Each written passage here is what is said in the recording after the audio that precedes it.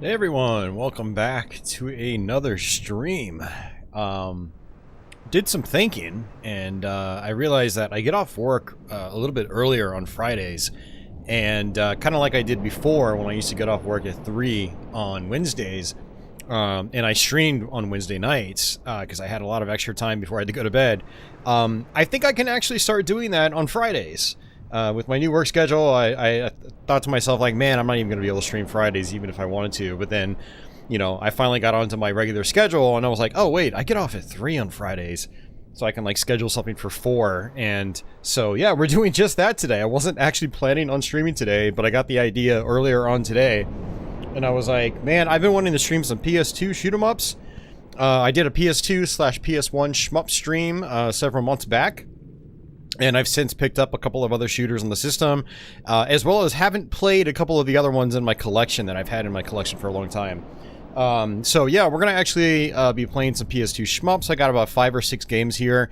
A couple of them I've never streamed before. A couple of them I haven't streamed in a long time. And so this should be a fun stream. Now, for anybody wondering, well, actually, you're probably not wondering, but we're actually going to be playing on the... my TATE formats here.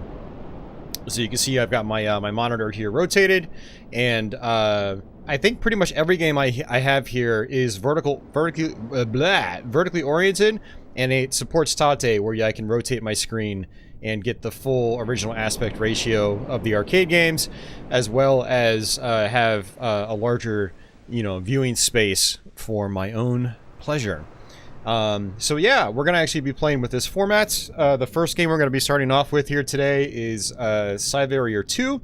This is Ultimate Final, which is apparently supposedly the best home version of Psyvariar 2. This is one that unfortunately has not been re-released in recent times. Hopefully it gets a port eventually to a modern platform. This is basically the same as the Xbox and the Dreamcast versions apparently, except it's got a extra mission mode that I've never actually messed around with before. So I actually picked this one up a few months back. I tried it out once. I used to have the Dreamcast version back when it was brand new, but I've always wanted the PS2 version, and so I finally got a copy, and so this will actually be my second time playing this specific version of the game. So with that, let's go ahead and actually shut my drive door here. I've got it open just so we can have some startup sound. But yeah, we're going to start off with some Psyvariar 2. I've got some other games here, like I picked up the, just yesterday, I picked up, which actually was another instigator of this stream, but this is a lot harder, you know, from a distance. I can't freaking do this. But the Strikers 1945 Psikyo Collection, Volume 1, which has Strikers 1945 1 and 2. So we're going to also play this. Apparently it's not the best thing ever. I also have a copy of Psyvariar Medium Unit, which I bought a few months back, and I actually haven't tested it out yet. We played the recent, PS4 remake of this, which is actually pretty awesome. And then I also got XII Stag in the mail. I ordered that back in like November. Had a copy. I had sold it because I didn't put much time into it, but I want to rectify that. And I've actually streamed this one before. And then I've got a couple of others too. I've got Radio Allergy, known as Redurgy. And then I've also got Castle Shikigami 2, or Shikigami No Shiro Part 2. I had the opportunity to pick up the Japanese version a few weeks back. Goes for about the same price as the North American version. I just prefer having the Japanese versions of these shmups. Yeah, so we'll play that as well. I've also streamed this before. But yeah, that's pretty much going to be the lineup. I don't know if we're going to play every single game here. It depends on how much time I spend on each one. But my big focus right now is to mess around with a little bit with Psyvariar 2. I'd like to do Psyvariar Medium Unit for sure, as well as the Strikers Collection. And then the rest, we'll just kind of see how I feel. I feel this will be like a 3-ish hour long stream. Maybe a little bit longer, maybe a little bit shorter. But yeah, so let's go ahead and hit circle. I don't think it is. I don't know if it's actually saved data. Hey, Tanerian, what's going on, man? And I see Reds out there. I see Davey. Davey's a Shmups fan. Carl, Spike Pauls, Aberdeen. I saw Will Haynes out there at the very beginning. I don't know if he's still lurking. And let's see, who else is out there? I think that's pretty much it. Yeah, Tenerian, good to hear you. Good to hear from you, man. It's been a little while. Tenerian's on a Wii U kick. He's currently playing Xenoblade Chronicles X. He's surprised that game's still online. Tekken Tag 2 is still online as well. Yeah, thankfully those games are, which is really cool. I'd like to someday go back to Xenoblade Chronicles X and actually try to finish that. I feel like my capture card might have crapped out. Hold on a second. Or more specifically, my upscaler.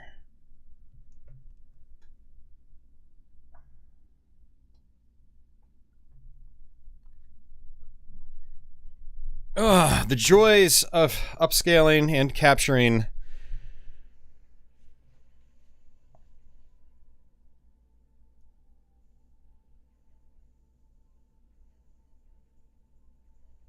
Alright, there we go.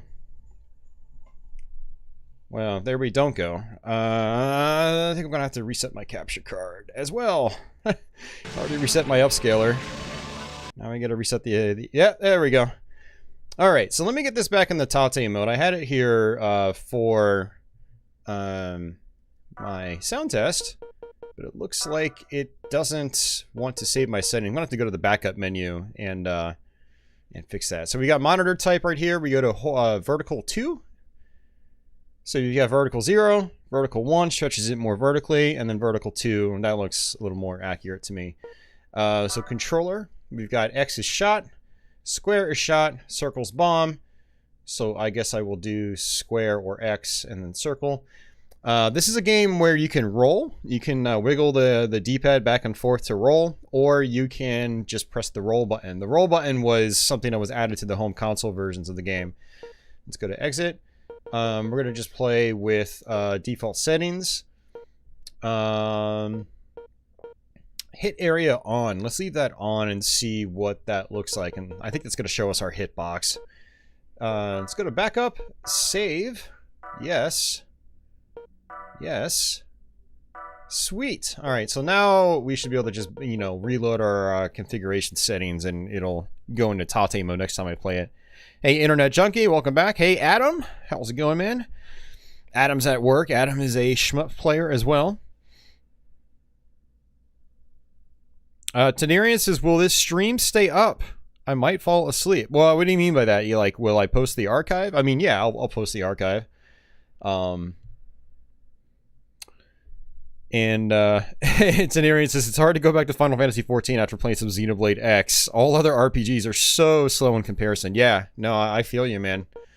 I feel you. I love the speedy nature of the Xenoblade combat system, be it Xenoblade Chronicles 1, 2, or Xenoblade Chronicles X. Alright, so I'm not really sure if the character really matters all that much, but we'll try the female first. And what's going on, Lawrence? How are you doing today? Davey says he's interested to see the Japanese Psyvariar. He has the PAL version and the visuals are blurry. The visuals look kind of soft here as well, but that's, I feel like that's just a side effect of, you know, upscaling.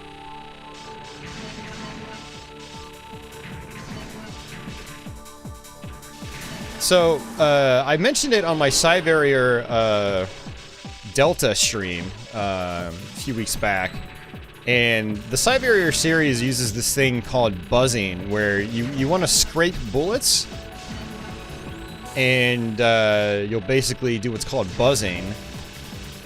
You build an experience bar at the bottom of the screen, and every time you level up, you can actually just, you know, roll right through bullets. So you're invincible for a short period of time. But it also, like, the more you buzz, the more points you get. So you see buzz bonus is 358,000. So buzzing bullets is really important in this game for score. Hey Leo, welcome back.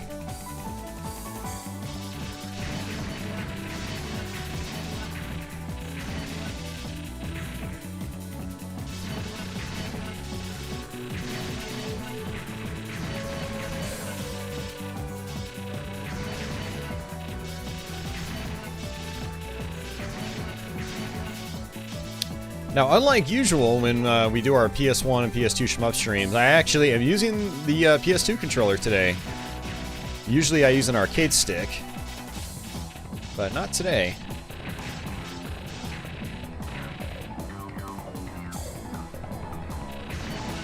But yeah, Davey, I mean, as far as I remember, when I played this on a CRT a couple months ago when I got it, I remember it looking nice and crisp. I mean, it is in 480i, which I believe the Dreamcast version was as well.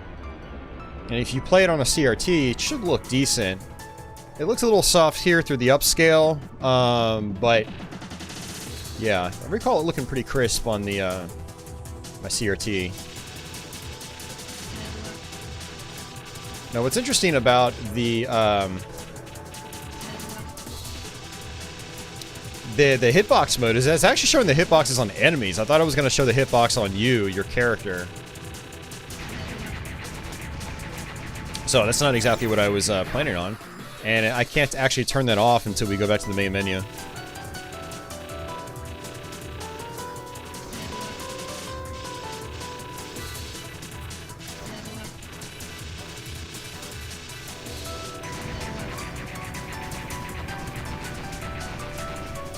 Actually, I think my experience bar is on the top. I thought the bottom bar was my experience. But every time the top meter fills up all the way, I level up and I go invincible for a few moments. Hey, John Smith, welcome back. And Michael. This is called Psyvariar 2.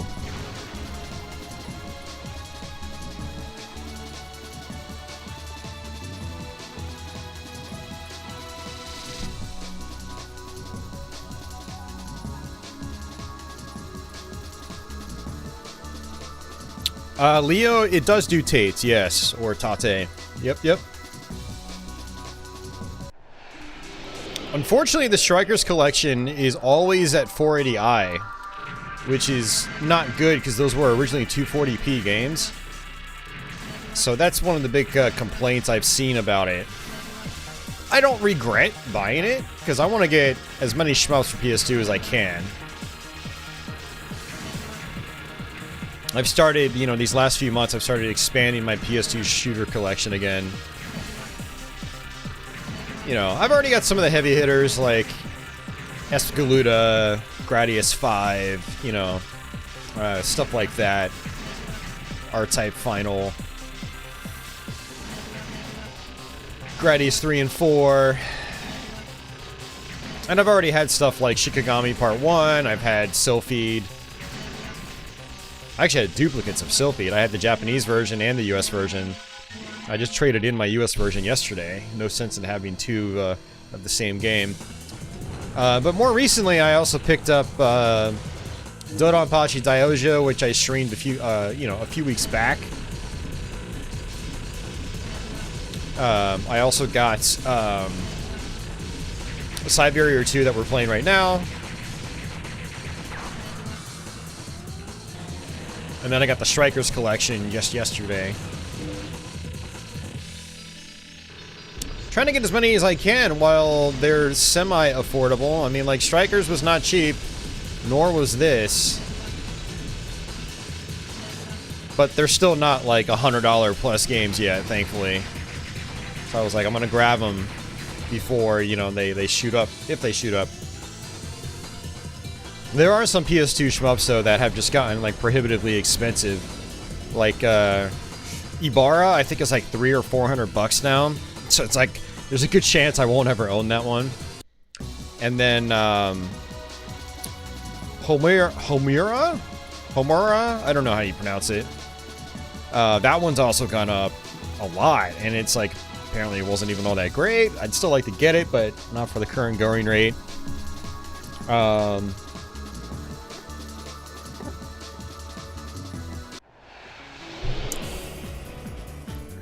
There's another one that went up. I think Gigawing Generations is also up there in price. I need to check the price on that one. I really enjoyed Gigawing Generations. It's not great, but as a Gigawing fan, it's still a lot of fun. And funny enough, it's a vertical game that actually doesn't have TATE support on PS2. It's kind of goofy.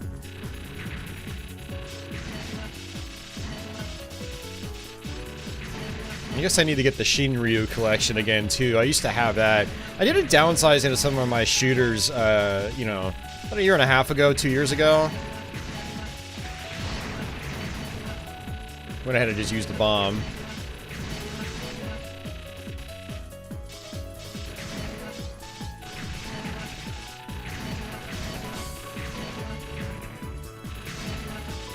I've always really enjoyed this soundtrack, too. It's pretty chill. It's not one of those, like, in-your-face soundtracks. Although, funny enough, the boss music sounds like something that would come out of Devil May Cry, which I dig.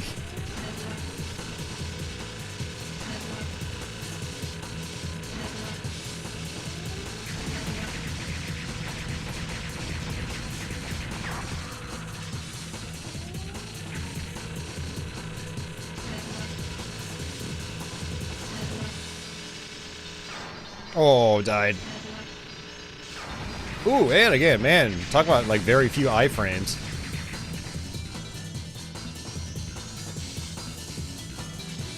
Whereas it's probably gonna kill my buzz bonus.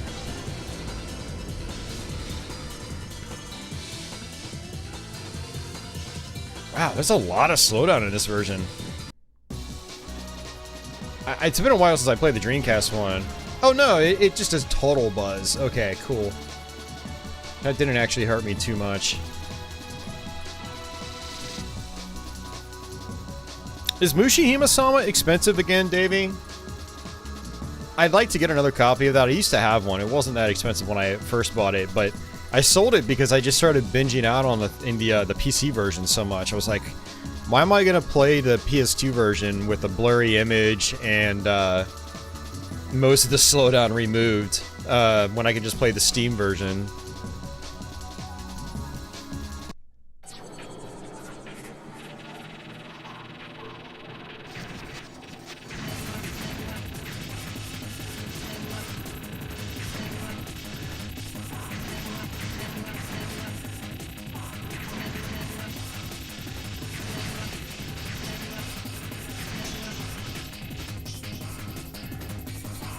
But still, you know, as my PS2 shooter collection grows, I would still like to get some of the ones I used to have just to, you know, when I bust out the PS2 just to play shooters, I've got a lot of options, you know?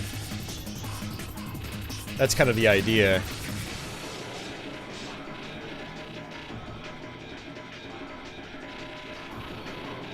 Also, I'd like to try to get Japanese versions of some of the ones I already have the American versions of.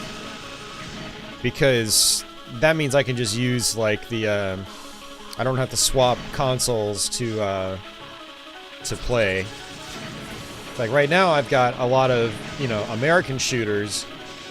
Gradius 5, Raiden 3, stuff like that. R-Type Final. R-Type Final.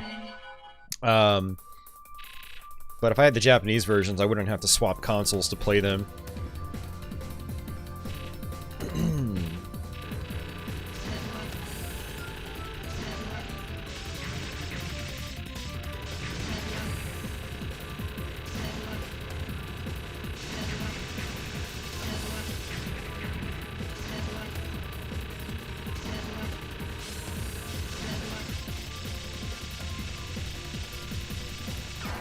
Oh, I was waiting for another level up. I think this is going to send us back to the beginning of the stage. We'll go ahead and continue.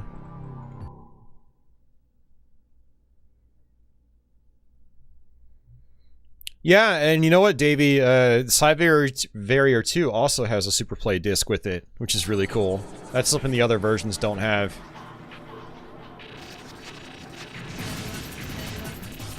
I was mentioning it just the other day, but I don't mind continuing when it forces me to play through the level again. A lot of times I'll just stop playing after I get a game over, because I'm always going for a 1-credit clear. But, you know, when it forces you back to the beginning, it's like you have to replay the stage over, and it's like, okay, well, I still have to put the work in to get, you know, to beat the game. Yeah, I'm not gonna get, like, you know, the true final boss or anything like that, if that is I'm sure that's a thing in this game. And, like, my score is gonna be wiped out in most cases, but, you know, at least when it comes to actually finishing the game, I still have to work. A lot of graphical glitching there at the bottom of the screen. I'm going to have to look at some other playthroughs and see if that happens in other versions. You know, there's honestly not a lot of information on this game online in terms of, like, this specific version. I looked at a couple forum threads asking, like, hey, what's the difference between the PS2, Xbox, and Dreamcast versions? And a lot of people were just like, oh, Dreamcast version is, like, arcade perfect. PS2 version is great, whatever, but it was just, like, not a whole lot of actual detail. Just a lot of generalizations, and it's honestly kind of surprising to me. So I might have to just do some digging myself.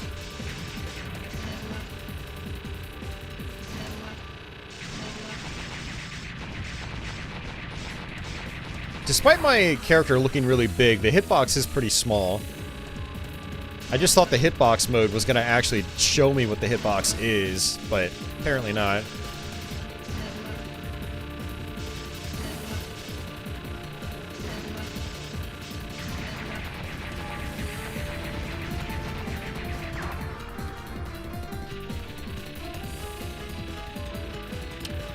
Davey, Psyvariar Complete Edition. That's just Psyvariar medium units and revision, I believe. I think in like one package.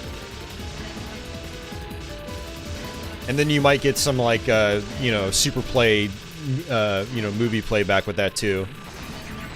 But yeah, I honestly, like, as far as visuals are concerned and whatnot, Part 2 looks a lot nicer than Part 1. But Part 1 is still a lot of fun. Like, I really enjoyed playing Delta the other day. Or a few weeks back when we streamed it. We did a PS4 SHMUPS stream. And Psyvariar Delta was one of the ones we played.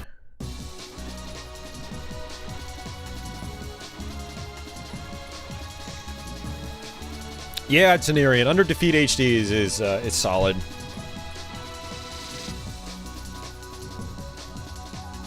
Yeah, Davey, and I've heard that Raiden 3 is very expensive overseas.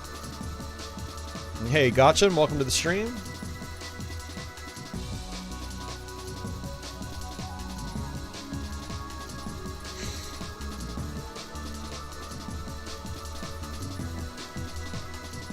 I'd like to see what the load times are like in the Dreamcast version too, because I don't remember there being this much loading.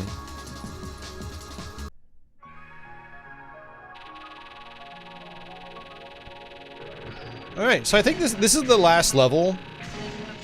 You know, if you continue partway through, this is one of those games I believe that has various qualifications that can be met in order to. You know, like access a true final boss or an alternate level or final level.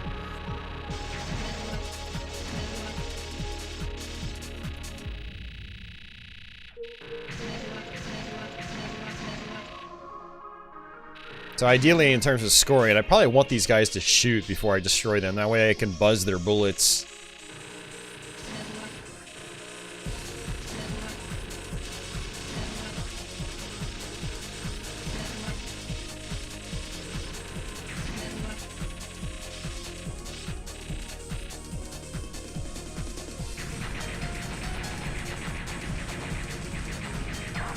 Such a nice looking game. Really love the explosion effects. Reminds me of Ikaruga.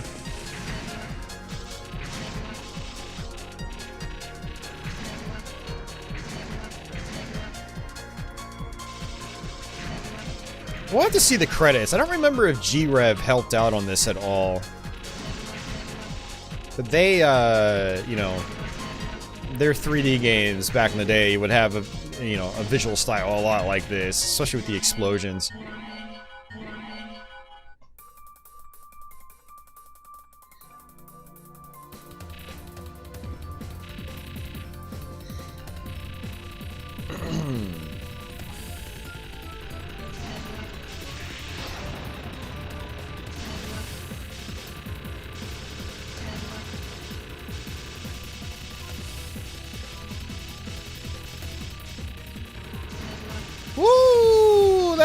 is some dense bullet. I'm gonna call it bullet tree.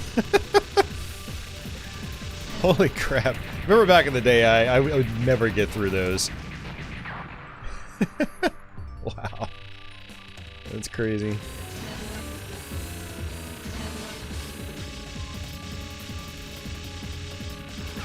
Oh, that was horrible.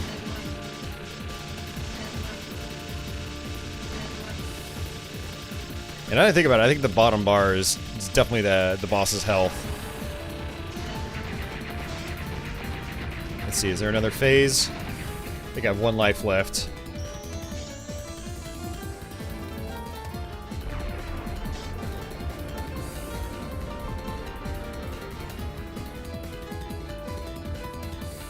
No, it's an area. No hardcore shmup purists cause Ikaruga a puzzle game.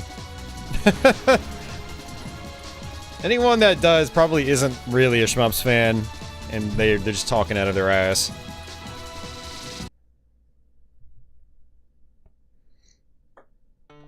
Yeah, I've never seen it referred to that on the shmups forum. Oh, man.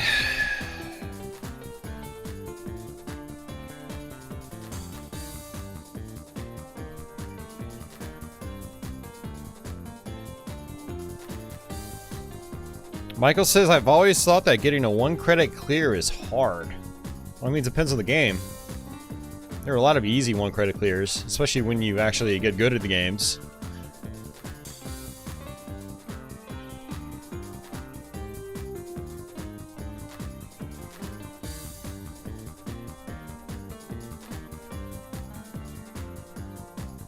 Yeah, I guess G-Rev had nothing to do with the visuals in this game. For some reason, I thought that they did.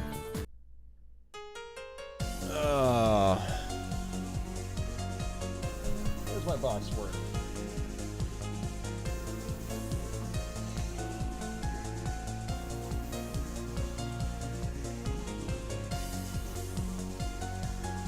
Oh, yeah, nothing. Alright, so what we'll do is, we will try the mission mode, just to kind of see what it's like. I'm gonna guess that's to save my game. Glad it's got autosave. I hate it when you have to manual save, especially in, you know, a shmup. So, I wonder if that score is actually just from the final stage, or if it actually carried over, or maybe that was to my first game over. No, I don't think so.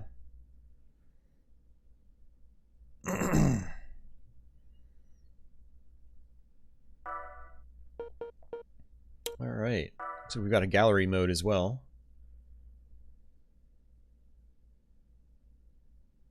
That does not display in TATE. Why? The main menu displays in it. Alright, never mind. Wow, okay, so gallery is not TATE compatible. Very interesting. Which do I like better, 2D or 3D shmups? I mean, I've played so many, I don't really have a preference, honestly. Character type shooting, character type buzz. Oh, we must have used the shooting character mode on the main game.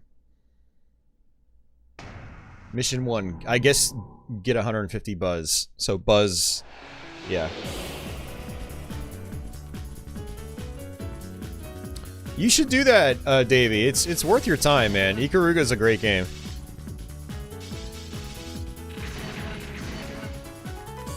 I don't think you can buzz against enemies. I think it's just bullets. Whoa.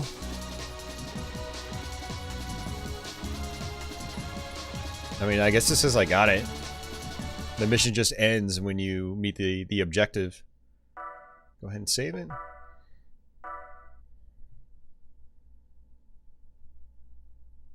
Genarian says, smash that like button.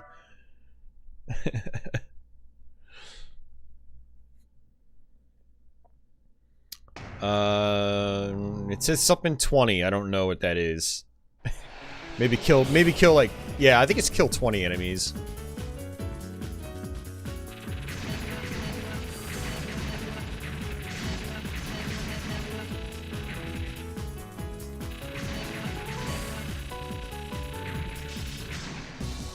This is like effectively a training mode from what it seems like. I'm kind of curious like how difficult this gets.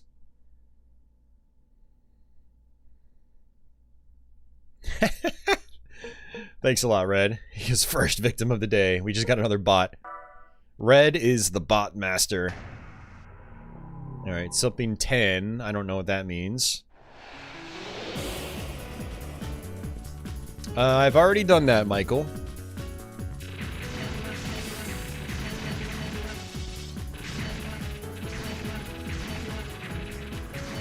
Or maybe...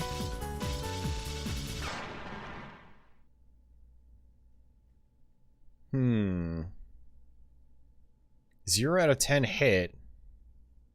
For what? I think I pressed the wrong button. I did.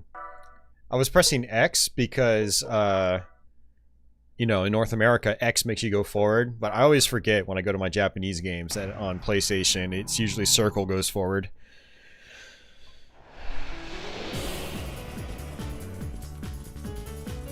Yeah, just a FYI, guys, for those of you guys that are kind of new, is, I've covered every single North American shmup on PS1, so if any of you guys are like, hey, play Einhander sometime, or Raystorm, it's like, yeah, I already have. Like a lot of these, the games in this genre, I will play them again, but, yeah.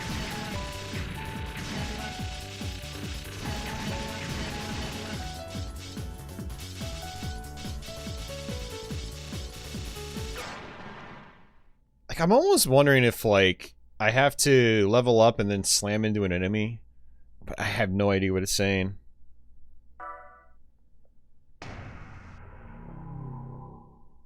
Yes, Michael, I have.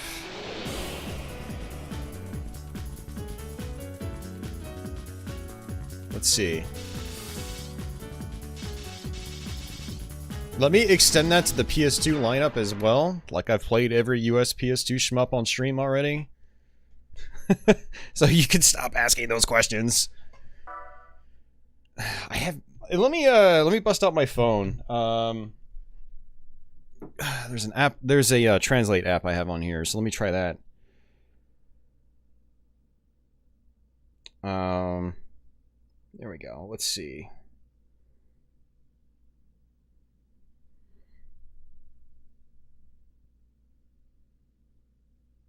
Oh, it wants me to bomb. I don't know why I didn't even think about that. It just wants me to use bombs. Kill enemies with bombs. Taniri says, play free, Freebird! Yeah, John, it's really easy to see the bullets on this. Totally agree. Well, that was easy. Yeah, this is totally like a training mode. I wonder if, I wonder if, you know, it gets challenging near the end, or if it's just like, you know, baby stuff.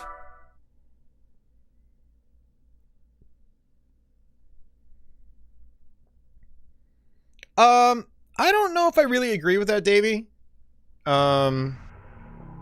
Radiant Silver not being casual friendly. Yeah, I don't know if I really agree with that. I feel like Ikaruga is not casual friendly. Ikaruga has such a steep learning curve. Here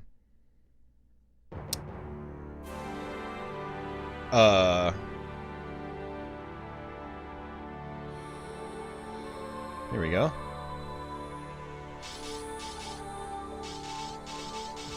Don't really know what it wants me to do.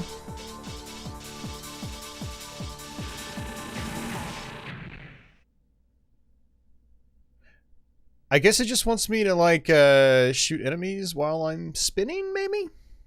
I don't know. Yeah, Leo, it's worth using the Translate app. It's not good for games with, like, a ton of text, but if you just need to translate, like, a quick menu or something like that, then it works really, really well.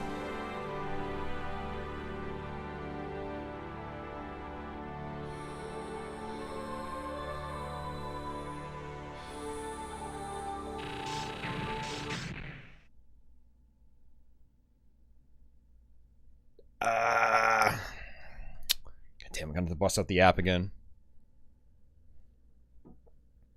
Davey, I think you just need to keep playing Silvergun, dude. Let me preface that with Silvergun. I didn't really like it that much when I first played it. Granted, this was like right after the game came out. So like it didn't grip me either. And it's one of those things where like you have to kind of do not defeat the blue pod. Destroy all the red pods. Okay, I didn't really see blue pods, but all right. But yeah, I would suggest going back to it, Davey, and you have to really spend time with it. See, I feel like people like you and I were the exception to the rule, because everyone, usually people that fire up Silvergun, they tell me that, like, it grips them right away, you know? Oh, and you know what? I meant to, oh, I see. It's got like a blue aura.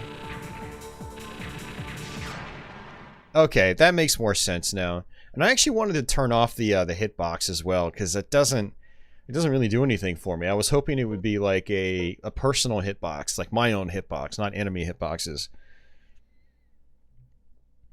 And what I would recommend, Davey, is play the story mode, or if you're playing like the Saturn version, play the Saturn mode, because you save your shot power-ups or your shot upgrades for future playthroughs. It's like you're evolving a character, or you're leveling up like in an RPG, and then it makes subsequent runs a lot easier.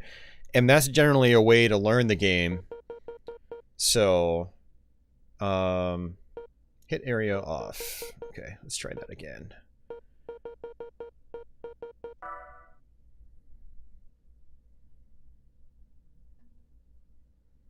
Yeah, I mean, Spike, there's really, so the level up system is, it's pretty easy to work with. You just have to understand how it works. There's basically two ways of scoring. You either keep shooting enemies of the same color, you pick one color and then just only kill enemies of that color, and you'll chain and your scores will snowball really, really fast. So like stage 1, it's best to just chain red. Only kill red enemies. But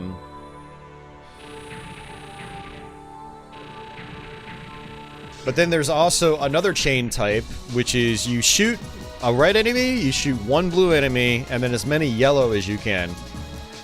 And you'll get an instant 10,000 point bonus, and then every time you kill 3 more yellow enemies, you'll get another 10,000, another 10,000, and that boosts your score pretty fast.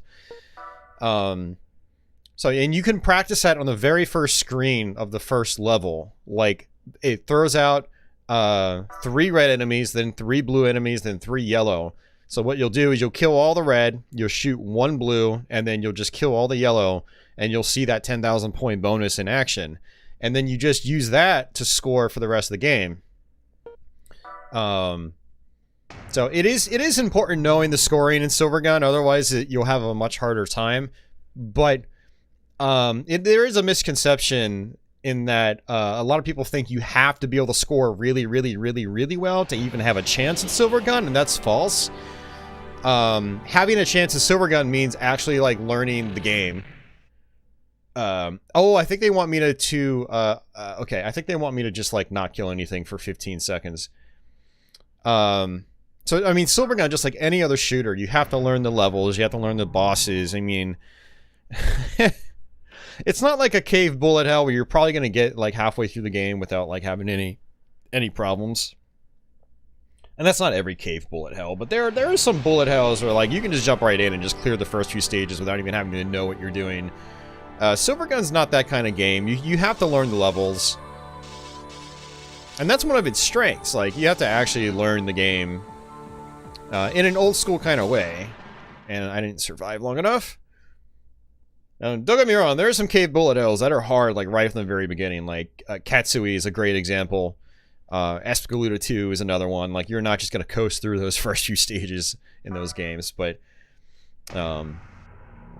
you play some other ones in, like, Escaluda and Mushihima-sama, and you'll probably, or even Mushihima-sama Futari, you know, death smiles. You'll stroll through the first few levels with no problems. You know, all you have to do is be able to react. I mean, that's pretty much it. So, but Silvergun requires you to, like, you know, learn the level layouts, enemy placements, and stuff like that. Boss patterns in particular, because it's, God, man, I didn't mean to do that. It's like a lot of treasure games where it's also kind of like it's a very boss-heavy game. There's a mini-boss, like, every couple of minutes, basically. So,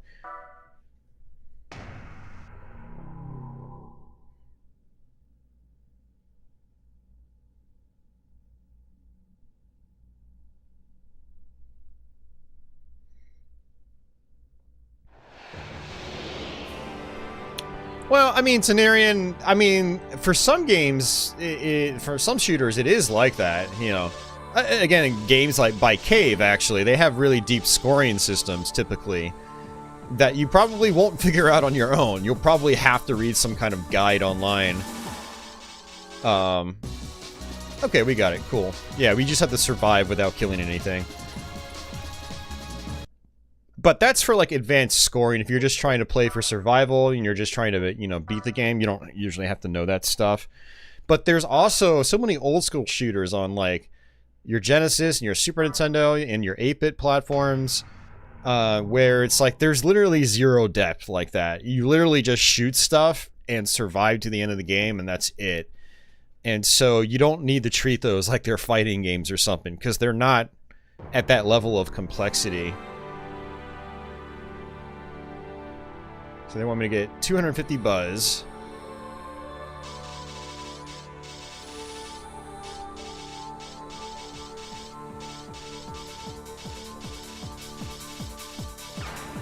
Whoops. Whoops.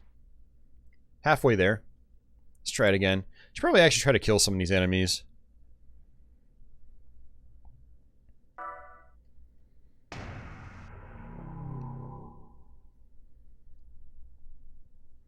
But yeah, so many old school shooters, like, you don't have to do any studying. You just play them, and you eventually pick up on the level layouts, and you learn enemy placements, and you slowly get better the more you play it.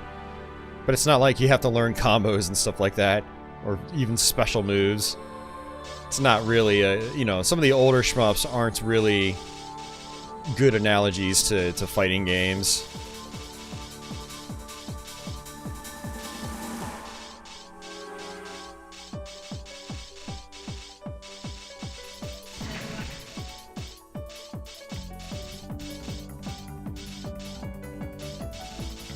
Oh, I took a hit. Or, oh, I was almost there. I was 5 away. Okay, so I mean, so these are actually starting to get more challenging, which is good.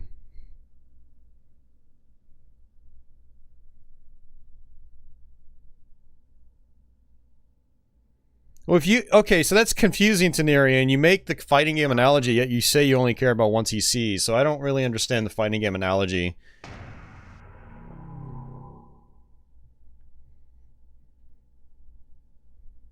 Because, like, once you start getting into the scoring nuances, then it turns into something like you have to study.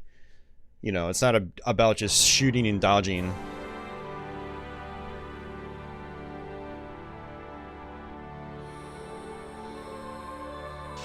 Whoa there.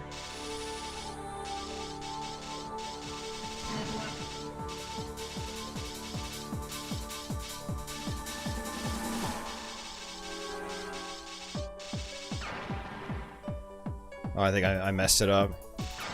Yeah. You only get 2 lives, too. Wow, okay. Alright, we'll try it again. You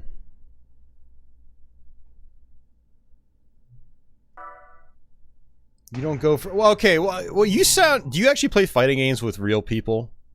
I mean, that's something that you should probably note, because that's totally different. If you're just, like, playing fighting games solo... Yeah, I don't think we're on the same page. I think that's just what it is. You're trying to dunk on people. I'm so confused. Oh.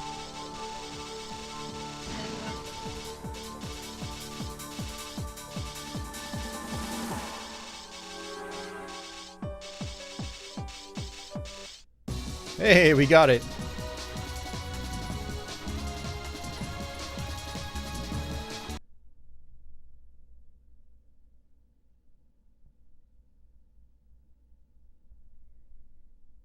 Yeah, Carl, I don't really understand that perspective either. I mean, the genre, you guys got to remember, the genre has been around since like almost the very beginning of the industry.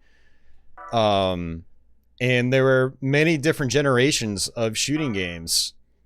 You know, shmups go as far back as like Space Invaders and Galaxian and stuff like that. Those are shoot 'em ups. Like, don't tell me that like Space Invaders is super overwhelming. That's just a load of horse crap. You know, you can't lump Space Invaders and Galaxian with Ketsui or Espagaluda 2. Like, just doesn't make any sense. So like, and because you see something crazy like a bullet hell, like you know, you can't get discouraged, you know, with the rest of the genre, because like there are so many different types of shooters. There's so many shooters that aren't that intense. You know, like, again, a lot of the 16-bit shooters are kind of like, they're kind of chill games. I mean, go play something like Steel Empire.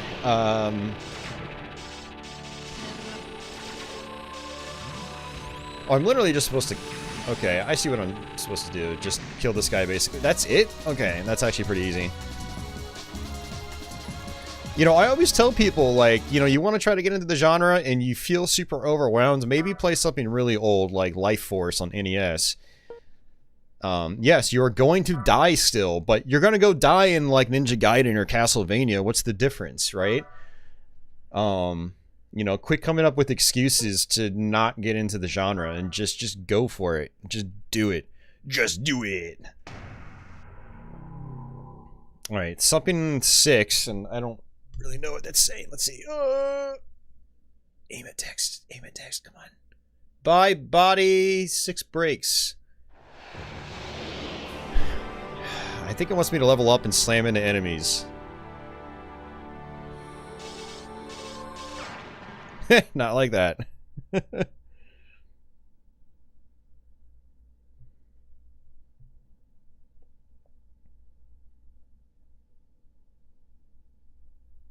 No, it's terrible, Tenaria. Just stop. Just stop.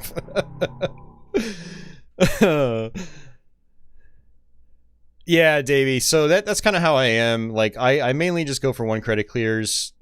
I mean, if that. There are a lot of games I don't even get close to the clear, because a lot of the ones I play are really challenging. They do require a lot of, you know, a really big time commitment if you want to get that clear. Okay. Or maybe... I have no idea what it wants me to do.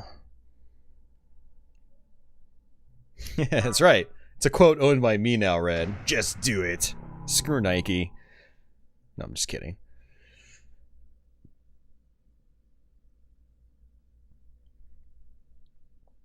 But yeah, Davey, if I get a 1cc or I get real close, or I'm just having a really good time with the game, I'll usually learn the scoring system.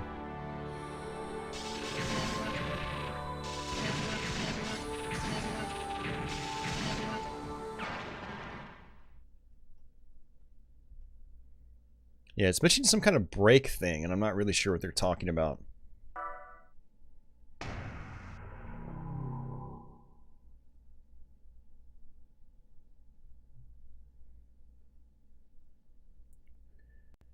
Oh man, it sucks that you can't just retry. You have to go back to the menu, and which adds extra load times, which is kind of inconvenient.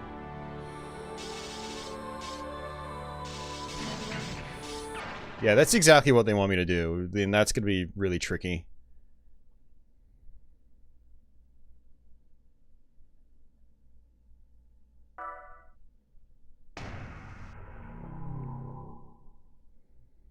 Yeah, absolutely, Davey. Yeah, and the other thing about learning scoring is that, you know, there are some games where, like, learning how to score actually makes the clear easier. You know, Ketsui is a really good example, because you learn that scoring, you get a bunch of extra lives. And that is obviously more chances. Jeez, dude.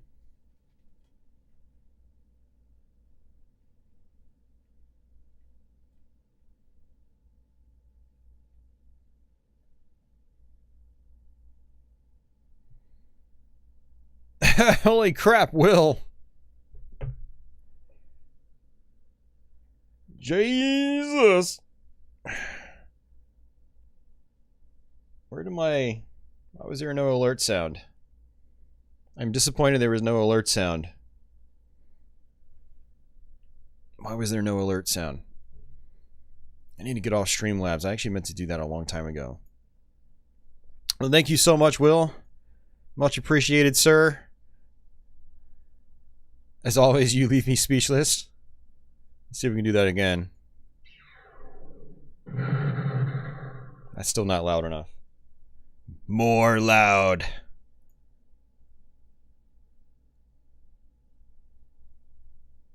Yeah, absolutely, Davey. This mode needs an instant retry option. 100%. More loud. That's a little bit better. But yeah, thanks a lot, Will. Holy crap. Some of these games were not cheap, so that actually helps out a lot, Will. Here's 125 reasons to smile. Hope all is well. Oh, it triggered multiple times. Okay, cool. Alright. Well, it should, for something like that. I'm gonna do my best to try to get to Mortal Kombat Deception soon. I need to fire it up and actually... I want to try to spend a few hours with it before I stream it. But I'm going to try to do my best to get that done soon. I actually was doing some due diligence and actually started making a list of things I want to do on the channel. And that's one of them. So now that I have it on a list, I'll be more likely to actually do it.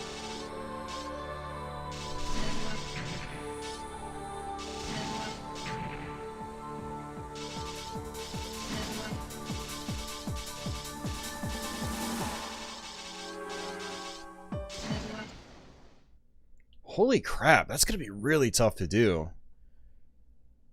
They give me a really short time span to do that. They want me to kill 6 enemies. And yeah, you go invincible when you level up, but it's only for, like, I swear it's probably like a second and a half. It's not even very much.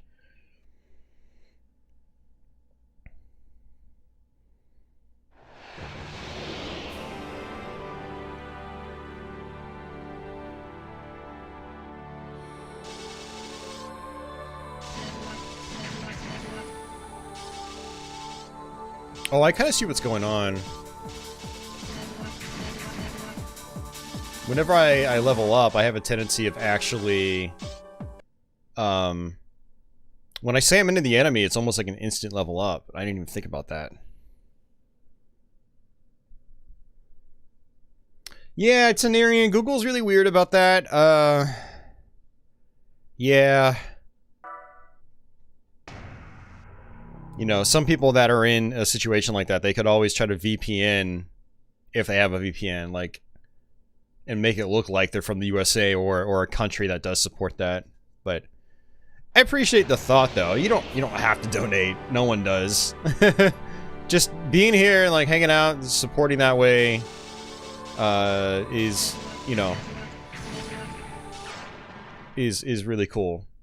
Regardless, so I do appreciate it. I mean, if you guys didn't hang out here, I wouldn't really be doing this stuff. I know it sounds kind of cliche, but I mean, it is the truth. There are people that do YouTube videos, and it's like they've got nobody watching. I'm like, man, life is short. I wouldn't keep doing this if I was...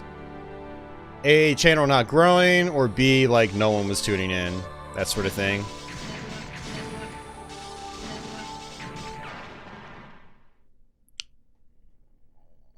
Okay, so I can get the first set of enemies.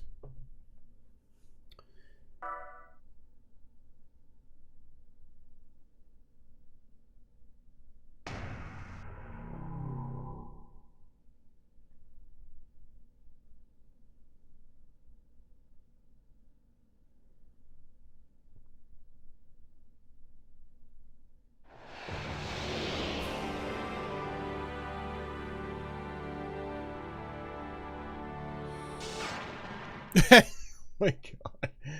I keep thinking the bullets are gonna go in a way where like they just pass me and I just buzz right past them.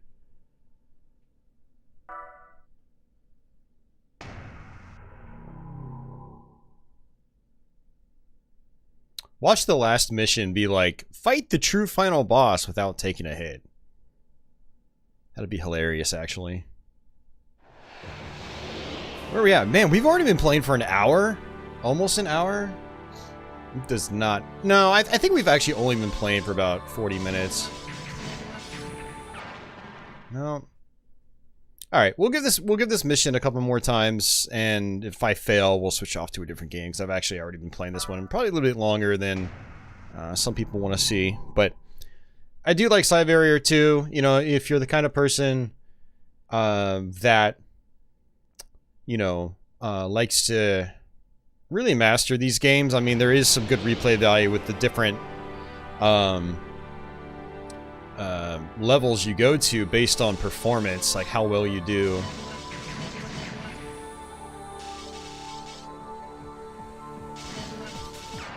Ugh, I'm so close. I feel like I could have had it right there.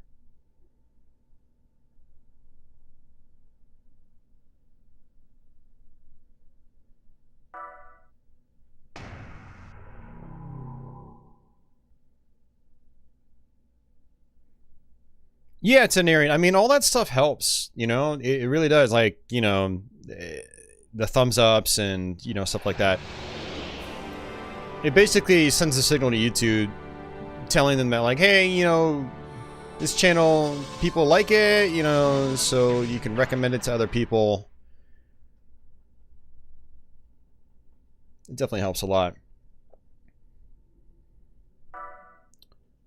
Alright, I feel like I've almost got this, but I'm just not... I don't know. It also gets so quiet when it goes back to the load screen.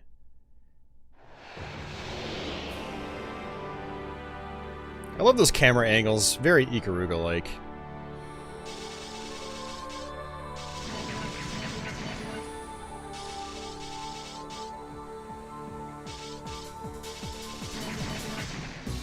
Yeah, we did it! Just barely! Woo!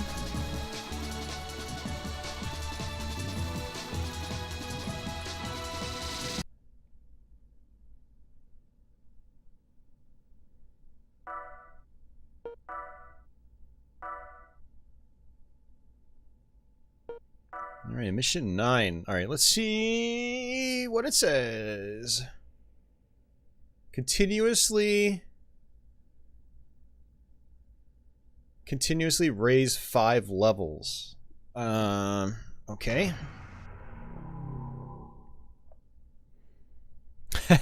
Thanks for the GGs, guys. It took long enough. Yeah, it looks like this is a hard route.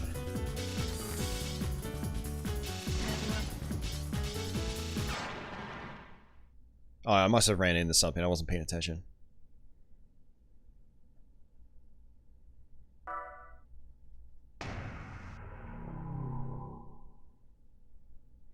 Mission 9.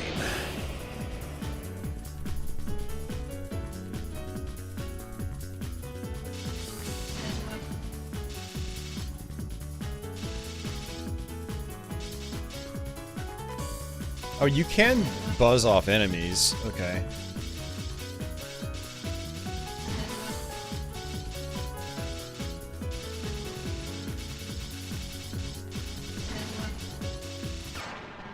Man. Wait, what?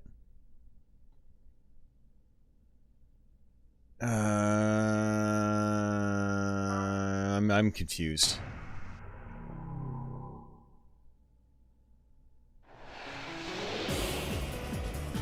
Thanks, Aberdeen.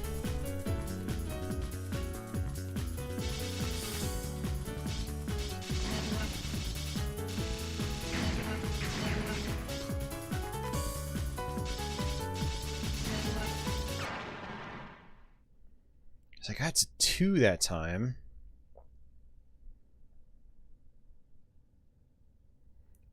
Adam says the level was getting to 1, then going back down.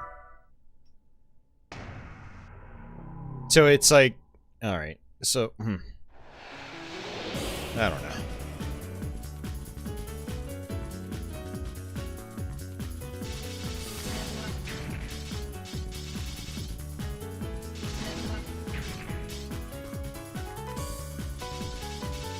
It wants me to level up 5 times back to back. I'm not really sure how I'm going to do that.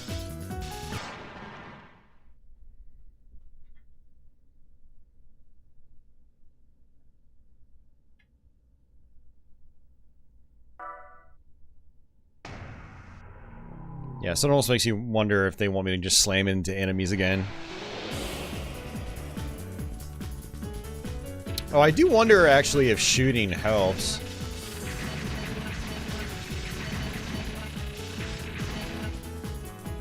Oh, okay. I see. So shooting actually does help here. I mean, like, don't shoot mode right now. That's part of the problem.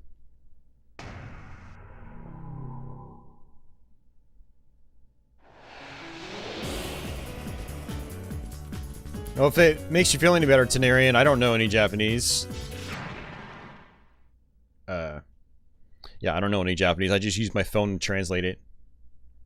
Yeah, you can basically get a Google Translate app, and then it'll load up your camera, and you just highlight or hover over whatever text you want translated, and it'll translate it. It's pretty cool. It's a little iffy for video games. Wow. I was making that a lot harder on myself than necessary.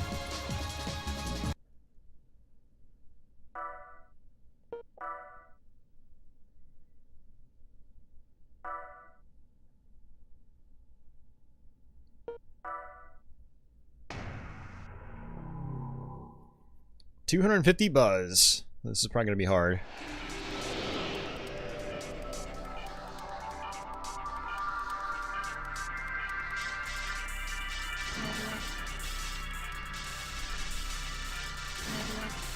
Or not.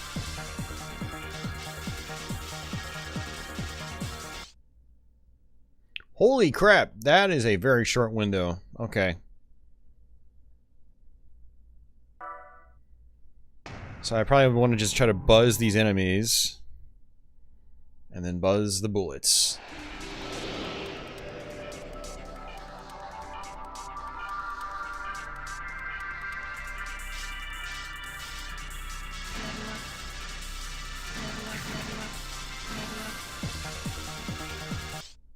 Got it.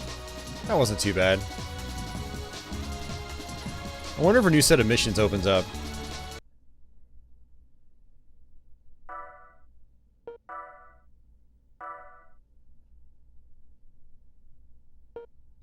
Oh, there's more. Okay.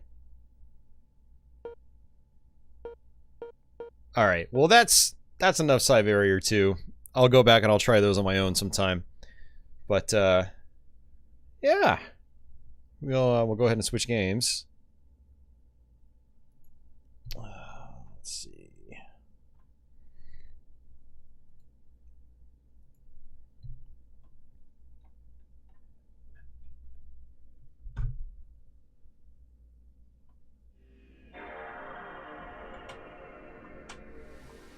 Davey, yeah, no, X is not a fast restart. Because that's exactly what I was pressing. And I tried all the other buttons too, and they don't do anything, so. Alright.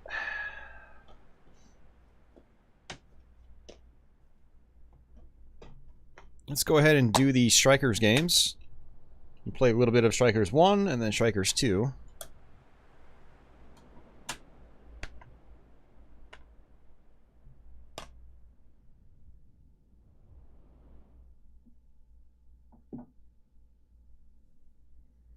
Yeah, no, Davey, it's... Well, you guys got a European release, right? Of Psyvariar 2? We did not. We didn't get a localized release at all, unfortunately. Which is a real bummer.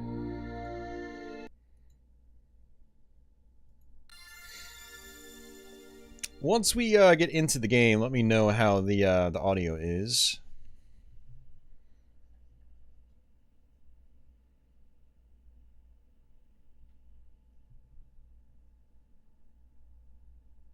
Yeah, definitely Spike. Absolutely. From what I understand, these are based on the PS1 conversions, which were really good conversions, but they're not arcade perfect. So that's one of the downsides to this collection. So this collection is probably not going to be worth it for a lot of people because of that.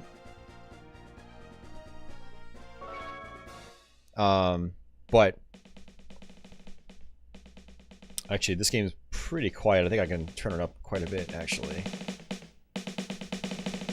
All right, there we go. Yeah, so this collection is, I think, quite redundant for people that have access to the original PS1 games.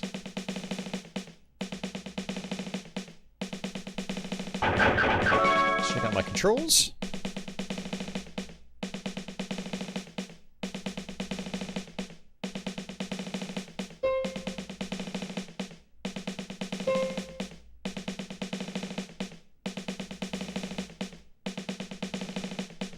I think, Davey, a lot of people prefer the PS1 strikers. If we're talking the Japanese versions, at least. It's apparently got less slowdown than the Saturn version. The Saturn version has a good bit of slowdown here and there. Other than that, I mean, they're both good versions of the games, if you ask me. So, alright, so basically square and X. Gonna leave everything on default settings. I always play on normal. I tried looking up some videos of this, and everyone was playing on the easiest difficulty, and I was like, yeah, no. Alright. So again, we're in TATE mode. Hopefully the crop is okay. And I'm looking at my screen, and it looks like it's actually okay. I'm gonna go ahead and try the P38, because it's pretty powerful.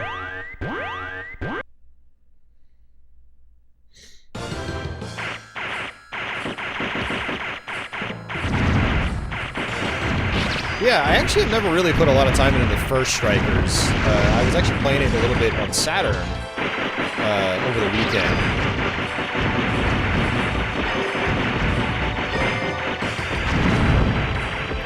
And just like Strikers 1945 2, which is what I'm more familiar with, and I play that on this channel quite a bit. We're going to play it again tonight.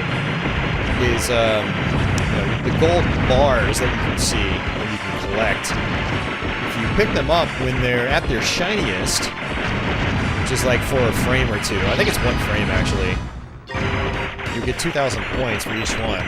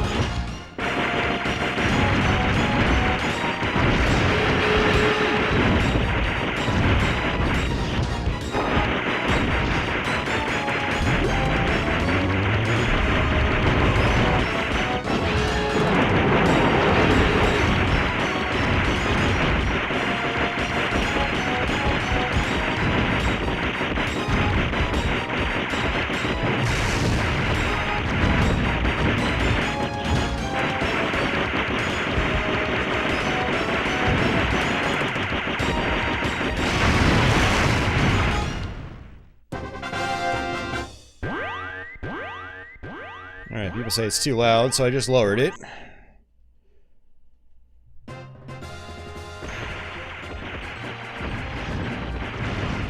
Yeah, so what you can do in this one is actually hold down the attack button, and every character has a special ability, and you can just use them over and over again. Strikers 2 kind of limited that by giving you a special meter. Every time you used a special, like, it would drain the bar. You had to wait for the bar to charge up a little bit before you could use it again.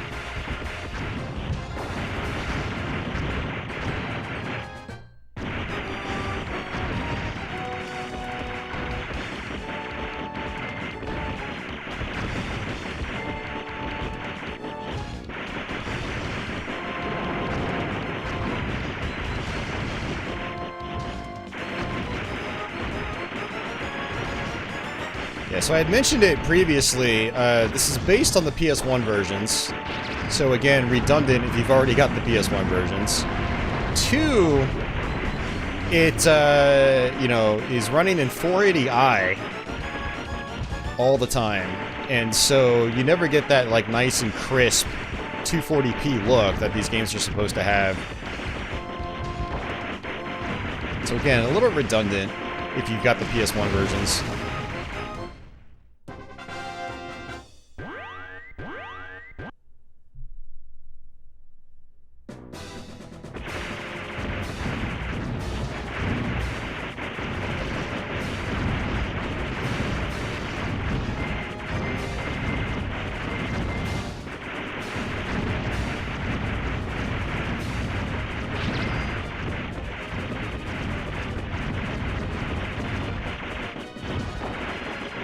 Yeah, in these games, I generally don't go for, like, the big, like, bar collects, because, you know, I'm not really good enough at the core games themselves. I mean, I'm better at Strikers 2. So in Strikers 2, there are some levels where I do go for them, but in Strikers 1 in particular, it's like I barely know what I'm doing, so...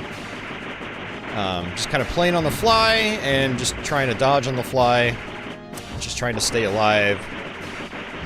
I'm not really going for the medals in terms of, like, getting the perfect collect. But, man,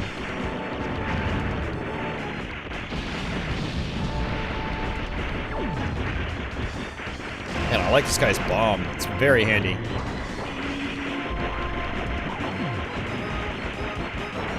But I do still try to pick up the bars, because they, you know, some points are better than no points. And you do get an extra life from points.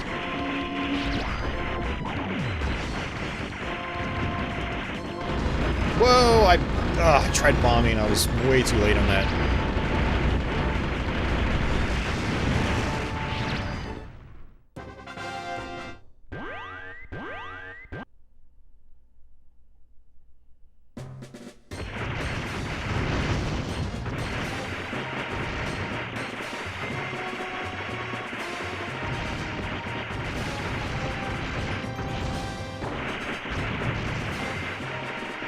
My special feels pretty strong, too, all things considered.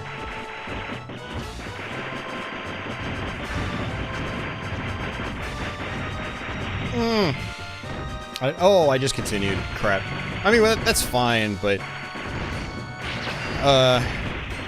yeah, in typical Psikyo fashion, or Psikyo fashion, at about the halfway point of the game, when you continue, you'll actually go back to the beginning of the stage.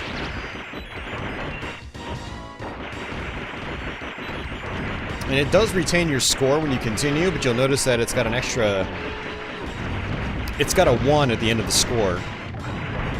So the final digit is a counter of how many times you continued.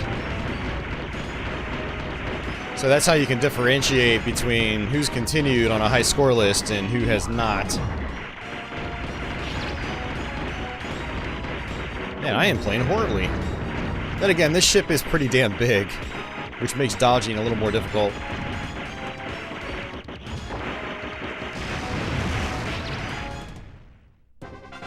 Hey, Monterance. Yeah, this is true too, Spike Balls. Yeah, your runs on these types of games tend to go downhill once you've lost just a little bit of focus. 100% a true story.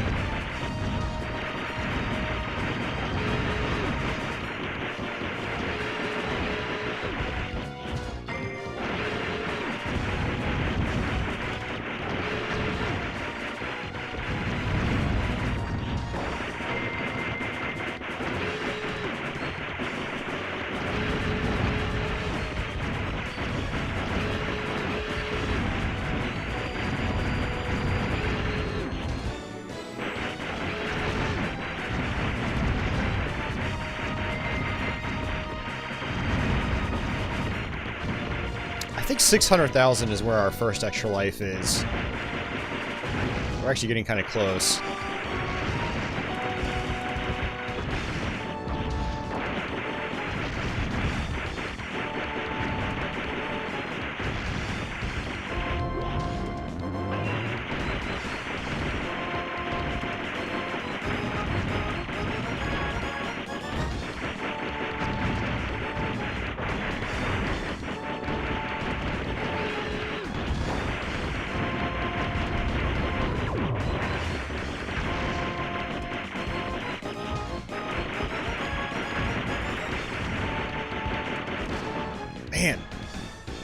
It's like they want you to try to squeeze through that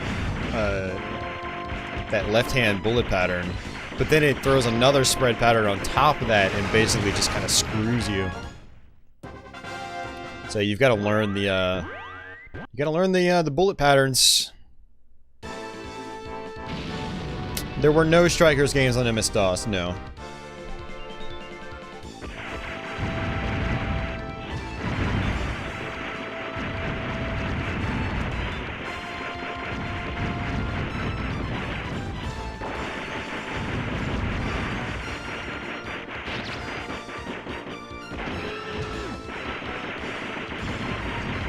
Oh, that's game over.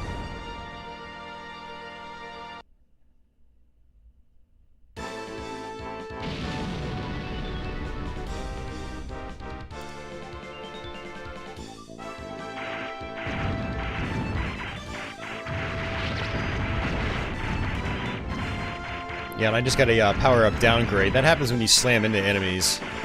So thankfully you don't die when you run into enemies, but you do get downgraded.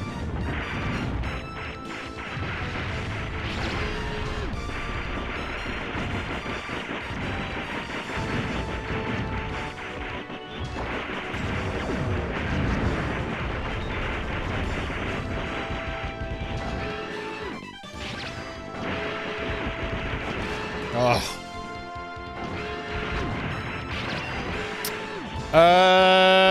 Internet Junkie? I don't think of this game. Or was there? I know there was Strikers 1945 Plus, but that actually is a port of the Neo Geo game, which was kind of an amalgamation of the first two games. Actually, I think it had more in common with Strikers 2 than it did Strikers 1. It probably does, Davey, yeah. It probably wouldn't look as brutal if I actually knew what I was doing. You know, to be fair. But Psikyo games are usually pretty challenging.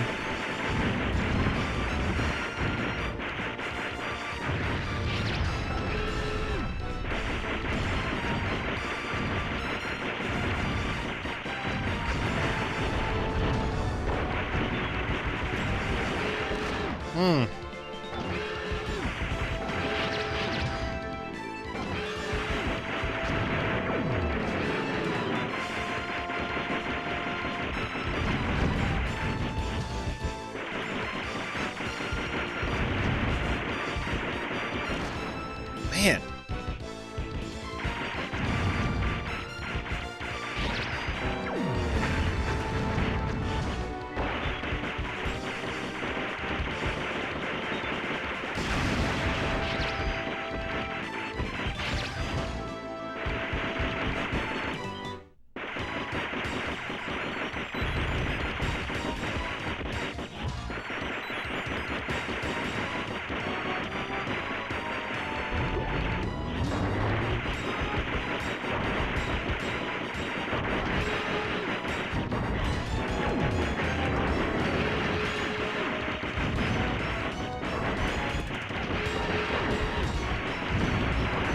Oh, man.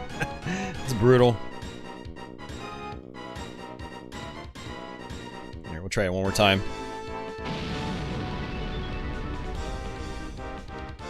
Yeah, I mean, Davey, the thing about these games is it's more about memorizing, like, positioning, you know?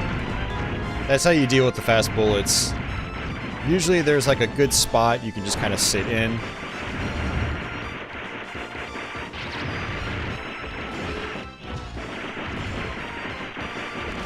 Oh, come on, dude.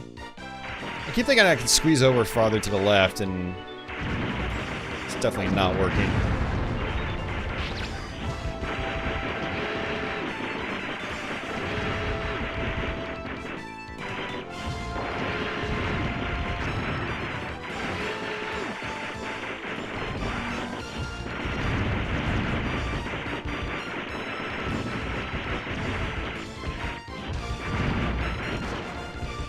And I keep hitting my bomb button like way too late.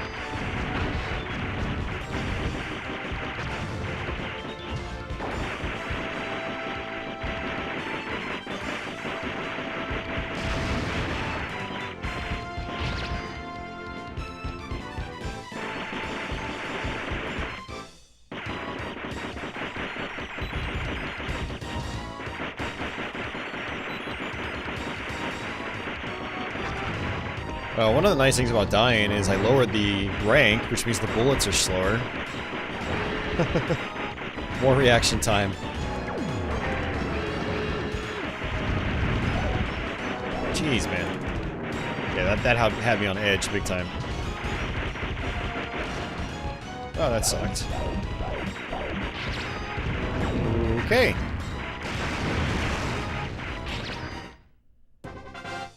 Well, we grinded our way through it. It definitely was not skillful, that's for sure.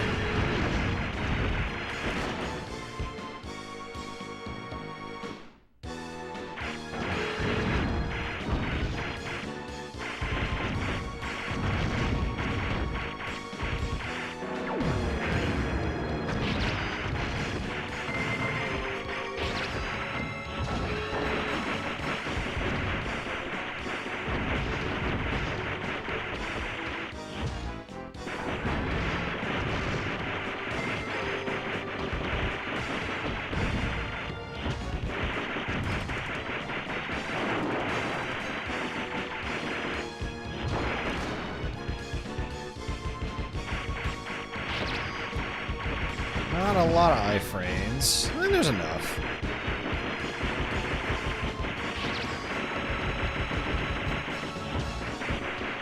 Oh, why did I do that? I knew I was gonna run right into it, yet I didn't do anything. I just kept moving.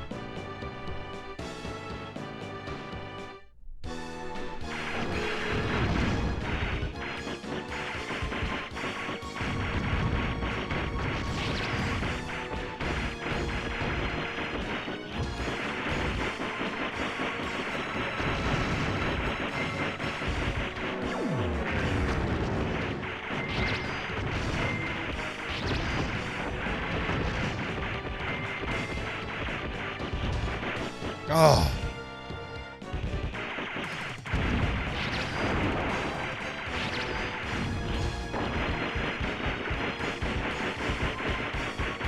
Yeah, this is a mechanic sometimes you see in Psikyo games where it's like you'll have a choice on what boss you fight late on in the game.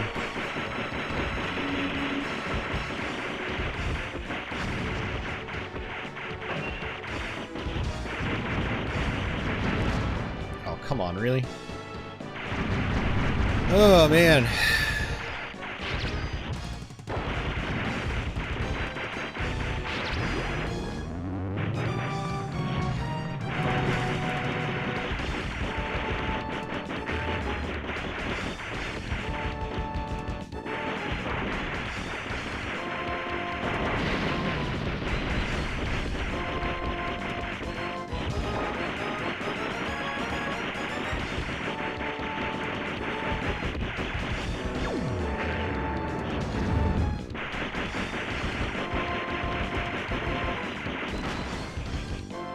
Alright, last try.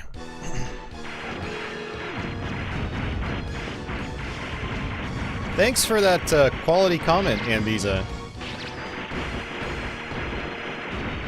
I get bored of playing these games real quick. Fantastic. I am so glad to hear.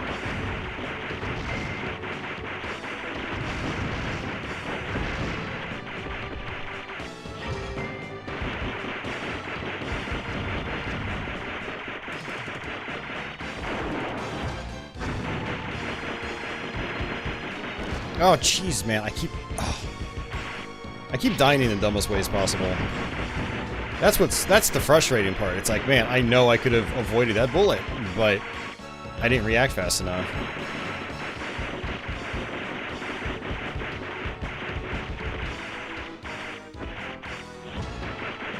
Whoops, kind of did not want to do that. I'd have to use a bomb.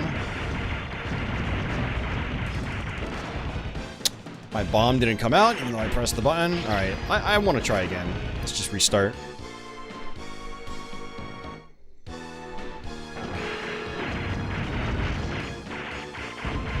Yeah, Spike, they do require persistence. Absolutely. 100%. I mean, honestly, any difficult game requires persistence. But shooters in particular can be, I think, more discouraging than some other genres. I'm just gonna get a game over and restart. I already know what I have to do. I need all my lives for that boss.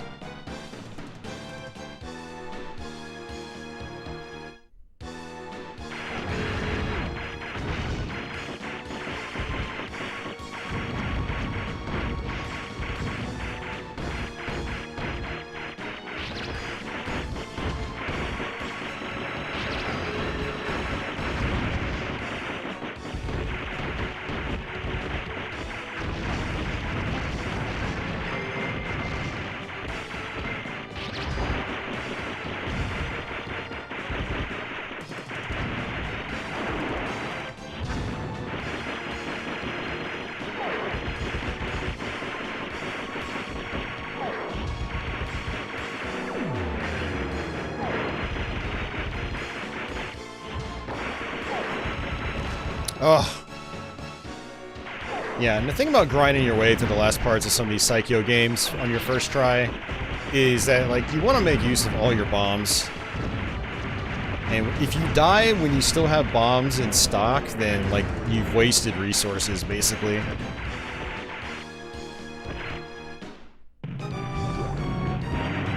Whoops.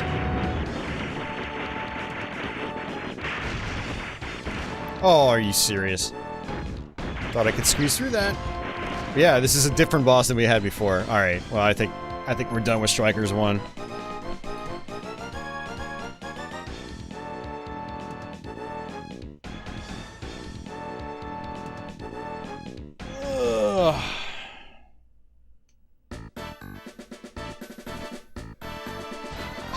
I don't even think that Strikers 1 actually saves your scores. From what I read online, I don't believe it does. Yeah, like you've got ranking, but there's no way to actually save it to your memory card.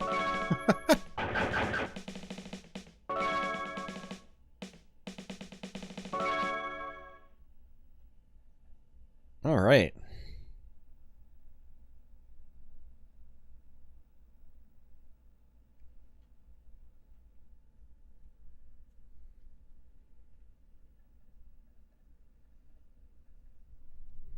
I mean, it's fine that, like, you know, some people don't enjoy this genre, but don't, like, taint my stream with negativity that's unnecessary, you know?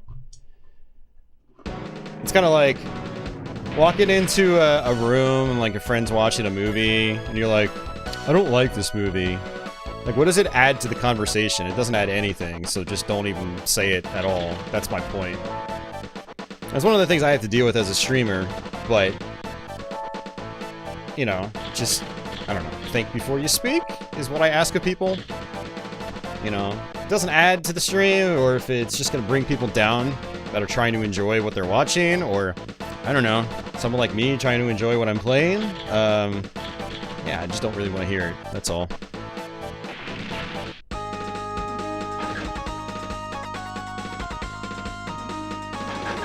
Alright.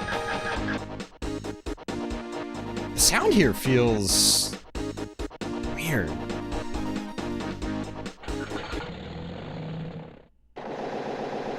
Yes, and not all opinions are worth speaking. Again, think before you speak is what I ask of people. I don't know why that's so hard to understand.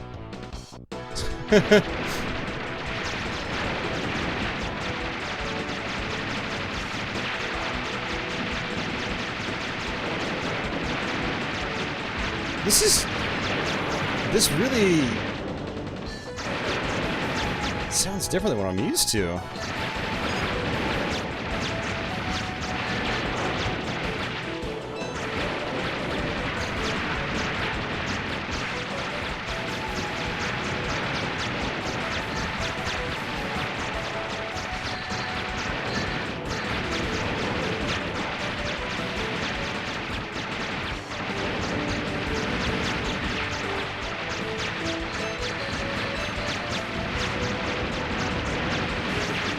I mean, it's the same, like, composition, but the instrumentation is different.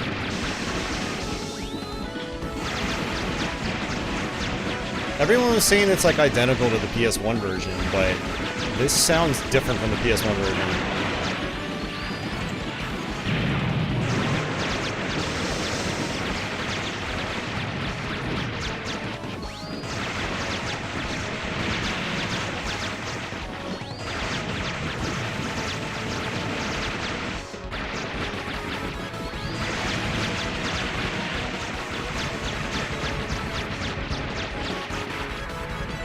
Interesting.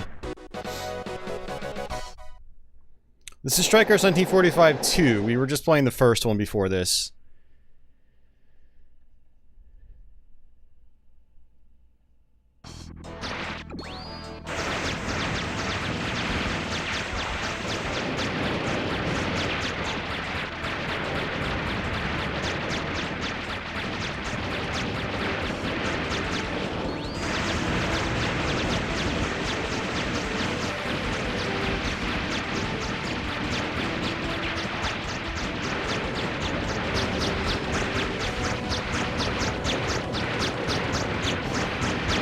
Some of the sound effects are like balanced differently as well. Like I'm hearing these lasers from my flying pancake.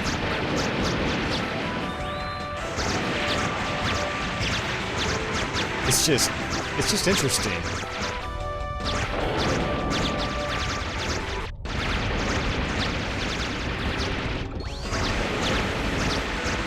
Ah, man. I tried to get way more complicated there, and I was trying to squeeze my way through the bullets when I could have just flown, like, completely outside of them.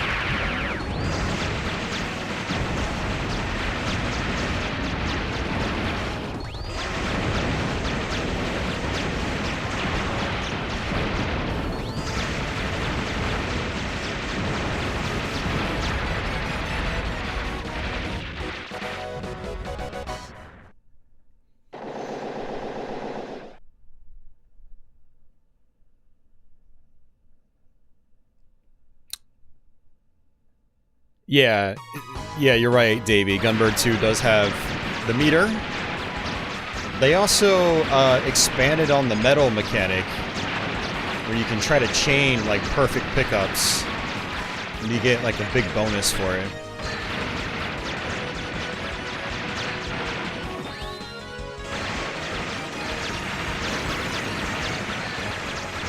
I'm gonna have to listen to the arcade version of this game, see how it sounds compared to the PS1 version.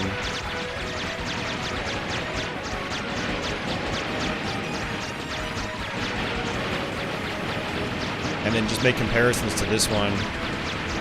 Oh, geez, you gotta be kidding me.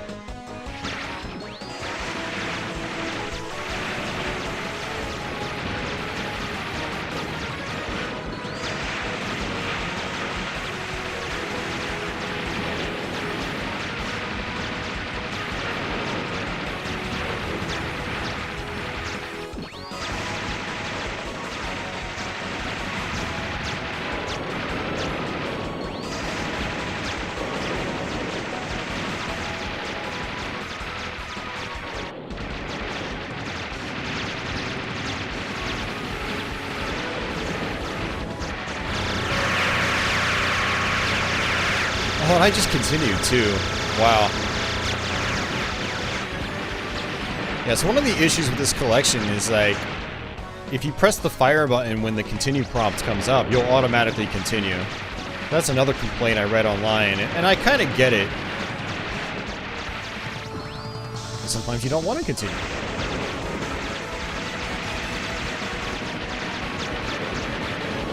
Alright, let's go ahead and, go back to our main menu. We're gonna try it again, but we're gonna try to do Shinden, and then we'll swap over to something else.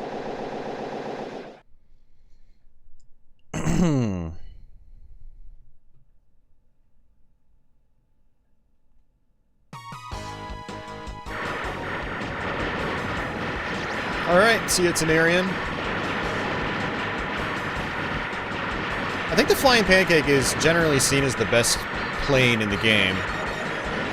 But when I first started playing this game a long time ago, I used the Shinden here. It's got a really powerful charge-up attack.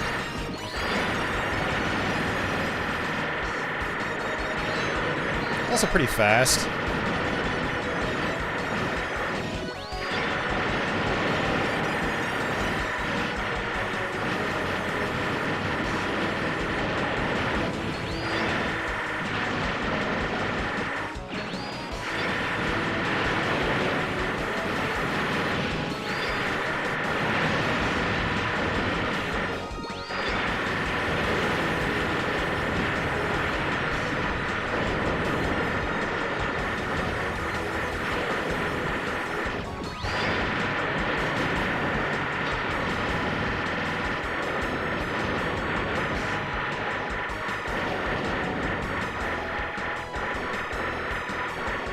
Hey, John, welcome back.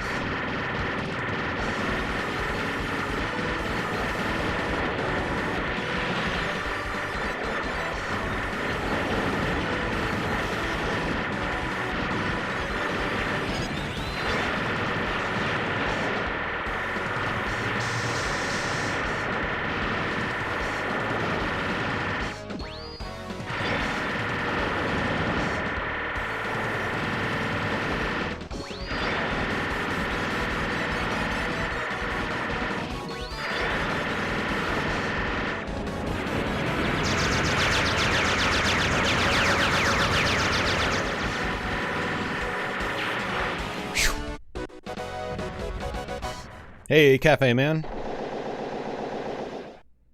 What kind of takeout did you get?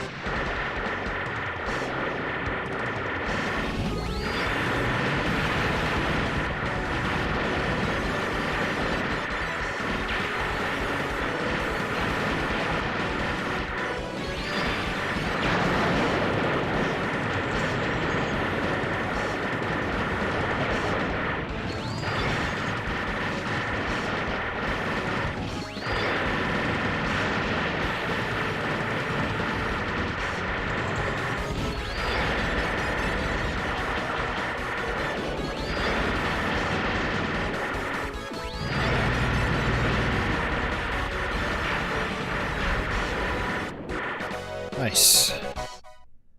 Aberdeen is still at work, watching this sweet stream, enjoying a big red. Very nice.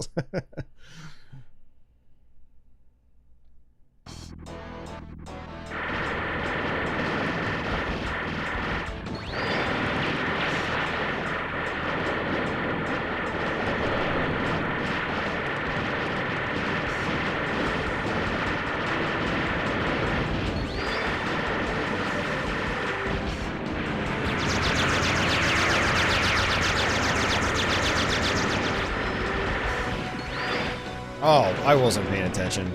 I was looking at the top of the screen, not at the bottom.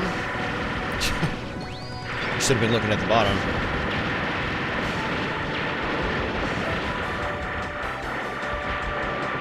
So many bullets.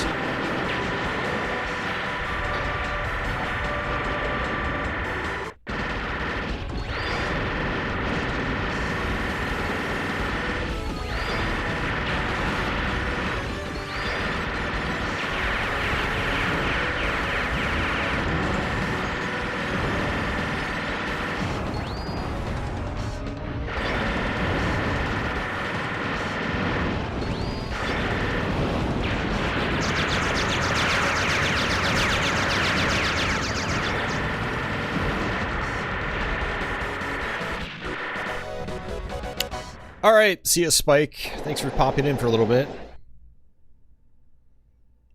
Davey says, you can tell you've played more of this one. Yeah, I've definitely played a lot more Strikers too. And don't get me wrong, I'm not warmed up or well practiced by any stretch of the word or the imagination. But yeah, I do know the game a little bit better. Now, one other thing about Strikers 2 is I'm not used to playing it in TATE like this. I'm used to playing it in Yoko mode, which cuts off like the top third of the screen at the very least, and so it's you don't have as many enemies firing at you at once. It's a lot easier.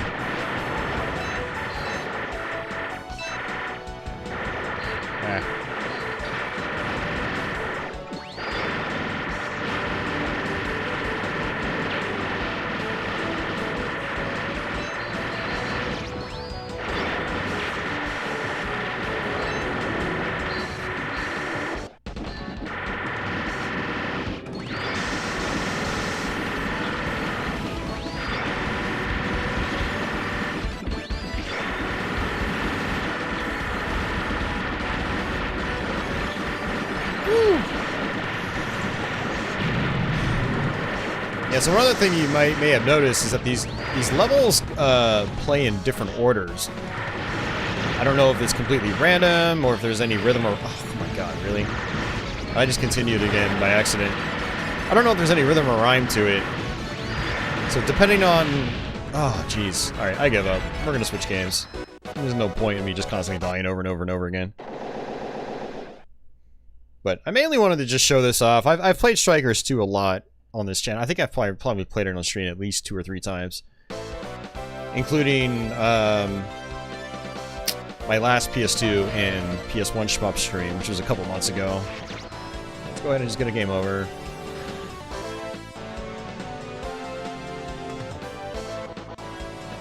Okay, so yeah, you can press the bomb button and it'll count down faster, but if you press the shoot button, you continue.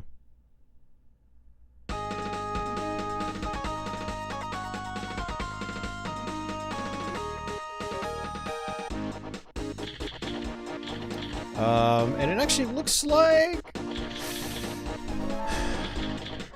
I'm gonna guess Strikers 2 doesn't save your data either. Which is very interesting. But what I'm gonna do, guys, is I'm gonna actually use the restroom real quick. Ah, you can see me!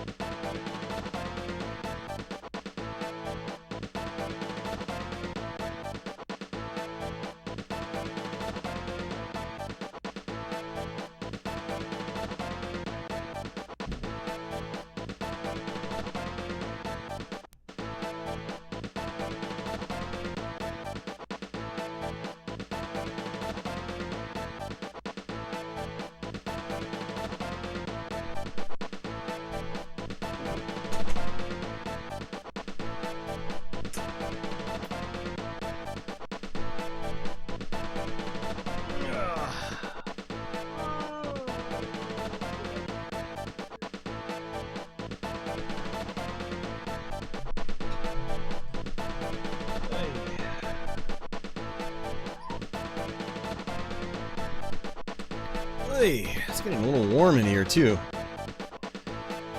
Why do my capture card crap out? It's getting so frustrating. This happens a lot with 480i consoles. Let's see if it picks it back up. There we go. It was getting the audio, but no picture.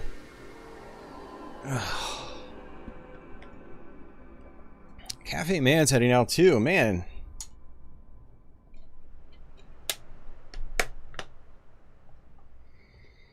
Yeah, hour 46 already.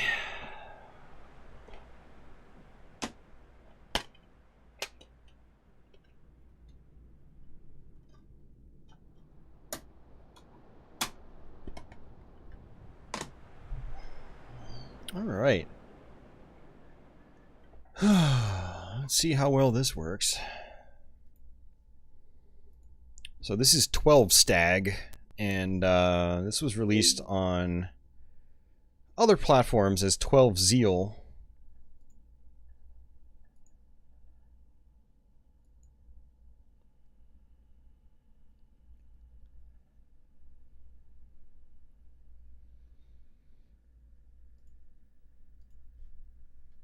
Yeah, this should have TATE.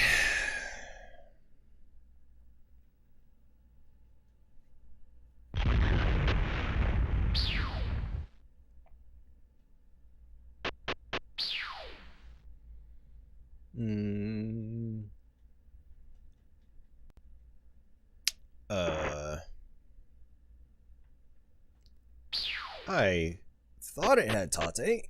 Let's see.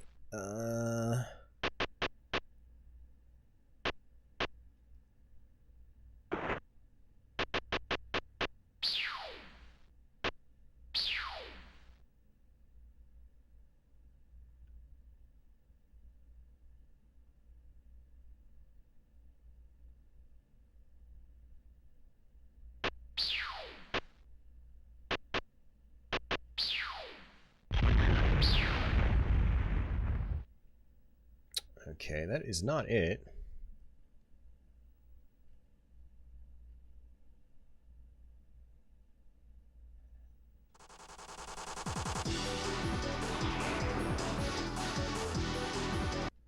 I was pretty sure this one had TATE. I'd be really disappointed if it doesn't. Screen. I guess it just didn't take. Let's try it again. That's more like it. That's what I like to see. Whew.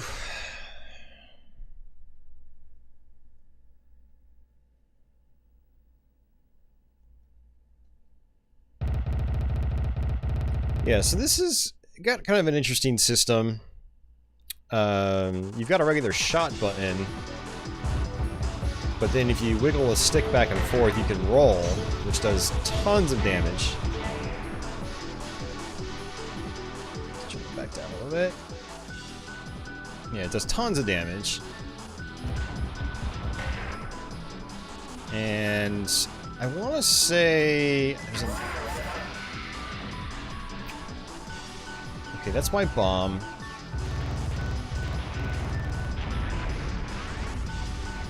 Okay, I thought there was actually a auto roll button, but apparently not. I think that might be in the PC version. I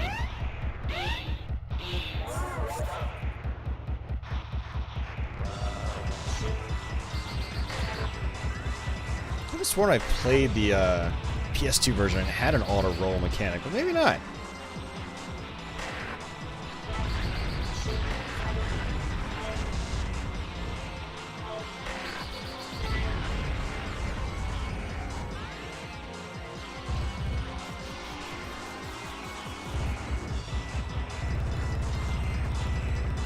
Yeah, you get way more points if you can destroy enemies by rolling.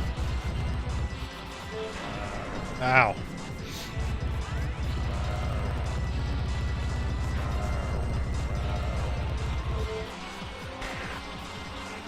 This is actually really hard on my hands. I need an arcade stick for this. Why can I not? Alright, let's... This sucks.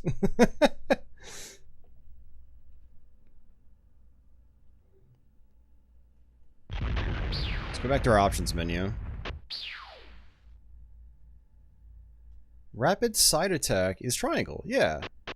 I was pressing triangle, but it didn't do anything. Alright, I mean, we'll try it again. That's weird.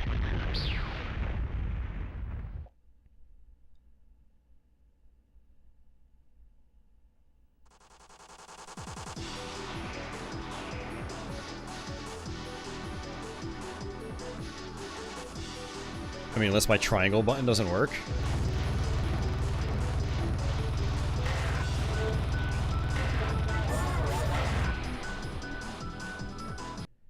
I don't know what's going on here. No? Triangle works.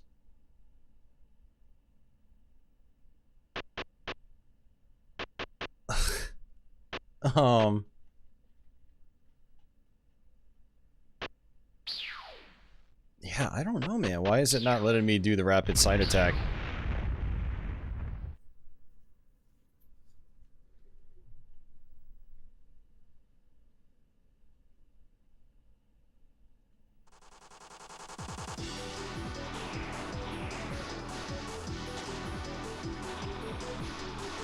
Yeah, it's not doing it. What the hell, dude?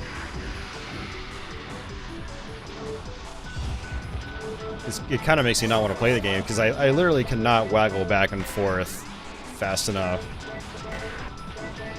It's really hard in the hands.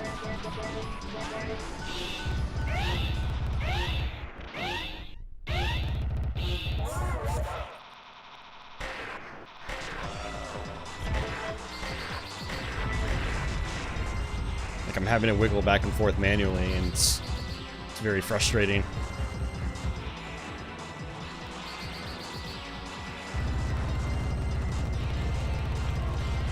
Well, we'll just shoot.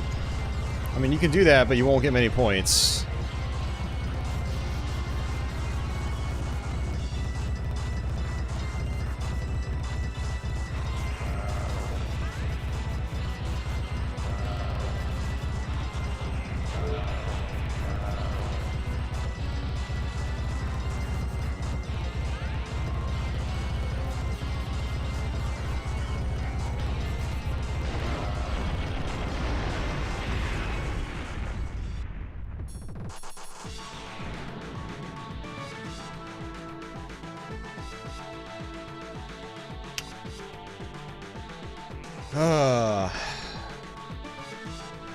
Yeah, I don't know why the auto roll is not working.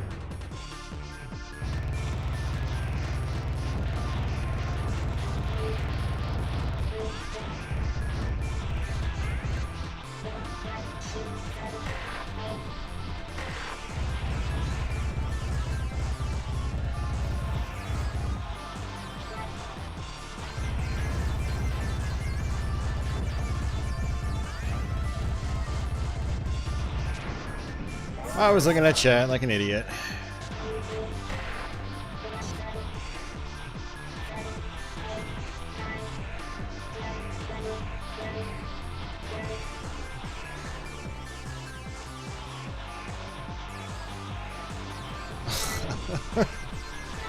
This is ridiculously hard on my hands.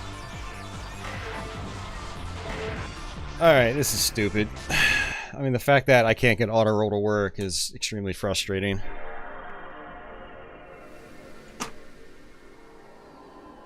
Davey, you should be able to just hold it down. But I was mashing it too, and it wasn't working. Yeah, it wasn't doing anything, which is... And my controller functions work because I was able to use the buttons in the options menu, so I don't know what was wrong. It's a bummer because I really wanted to like try to dive into that game, but now I'm just probably gonna have to mess around with the PC version sometime in the future. But I wanted to play it on PS2 specifically, not PC. Alright. My PS2 could take a little while to recognize a disc and actually go into it, so... Yep. There we go.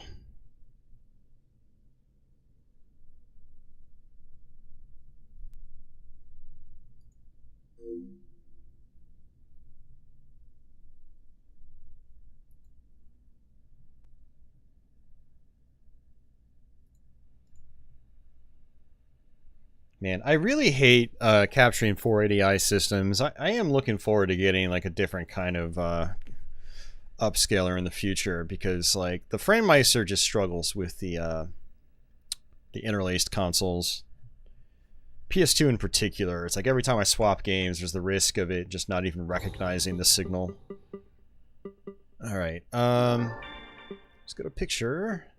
hard. Horizontal. Yep, I get it.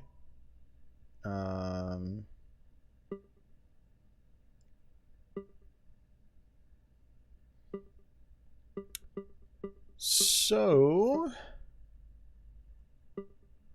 turn autosave on. Vibrate is off. Check out key assign, so it's just square and X. Very simple controls. System save.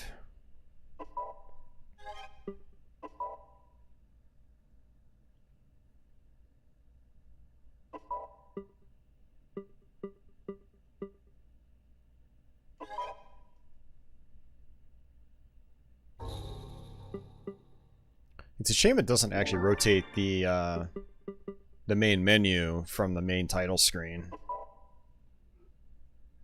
So yeah, this came out in North America as Castle Shikigami 2. As far as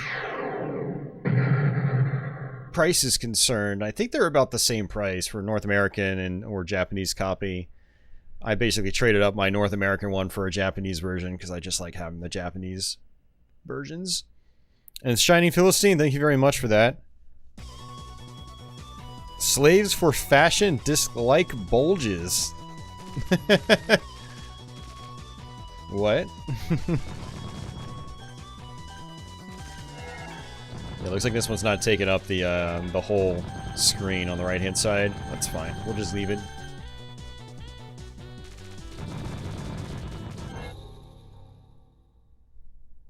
Extreme game. Definitely not going to do that. Yeah, I played this game a couple times on my channel. Oh, you get the Japanese GameCube version of this. Very nice.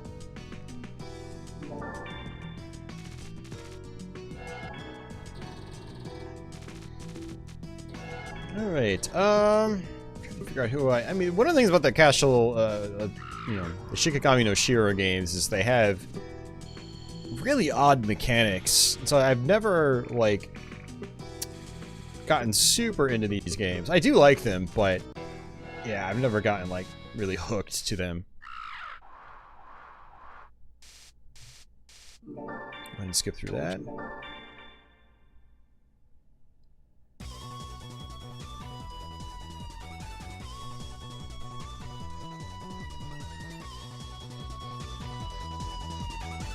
Yeah, one of the things in this game is that you've got the Shikigami. You hold down your attack button to bring them out. This one just homes in on enemies. It also has a scraping mechanic. You get close to bullets, you do more damage.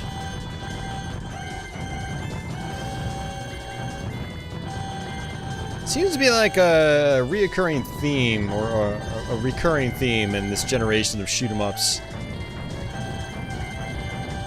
You know, scraping bullets.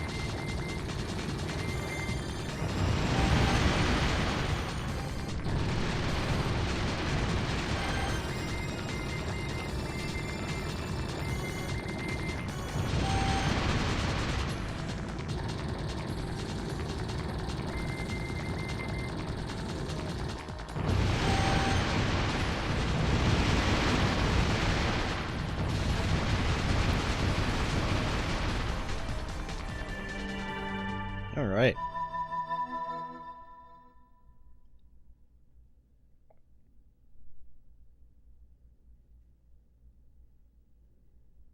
So I think that was the first half of level 1.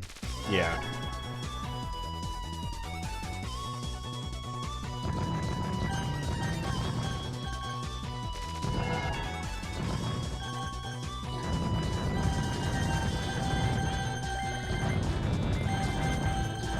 Just hug the bullets. Do more damage, get more medals.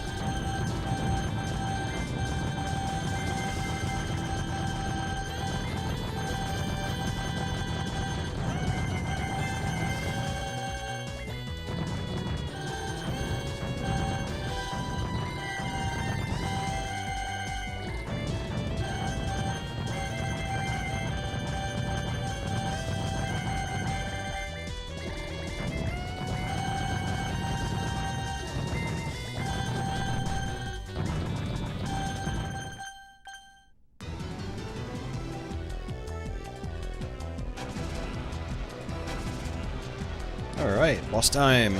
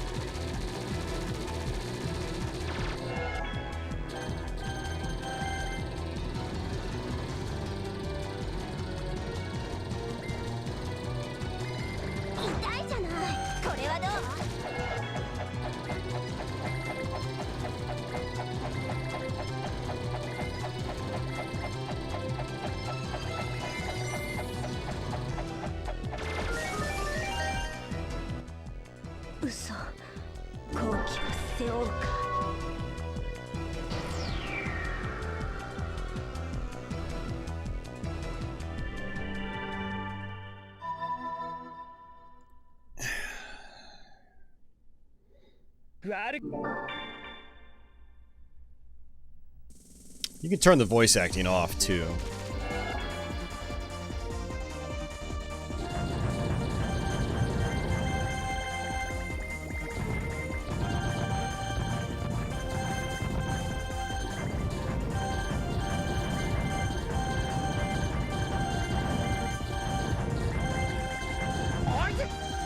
Are you serious? Thought I was gonna just skim right past that bullet. Guess not.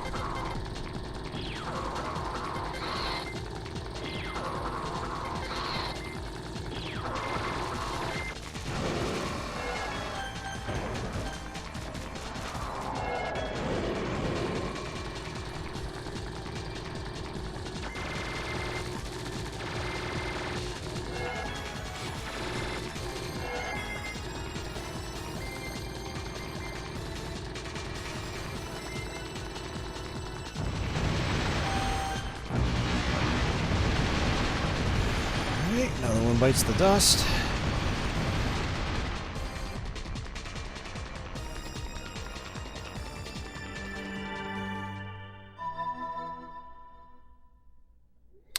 It's kind of a quiet night for a Friday. I was expecting a lot more people to be around.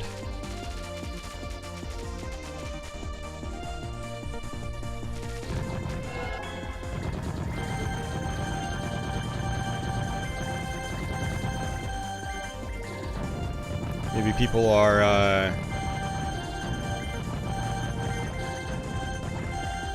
finally getting used to COVID and they're going out and doing things.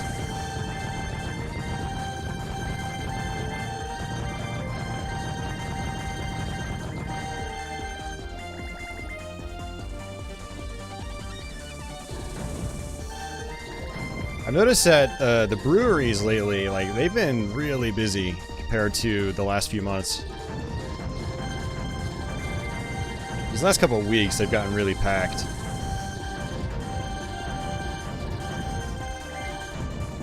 I went out to one last night where I usually play pinball, and it's like all the seats were taken, at least on one half of the brewery.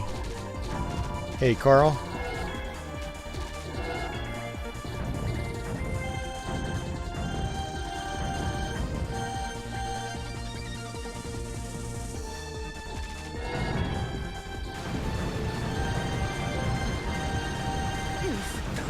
Jeez, man, why am I...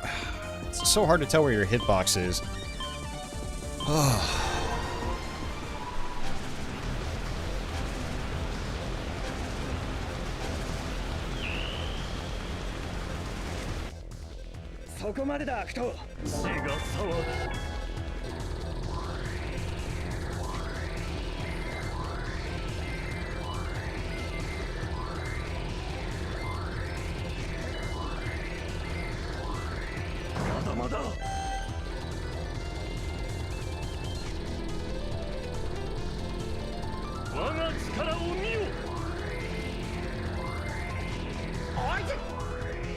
Are you serious? I must have run into something, I just wasn't paying attention.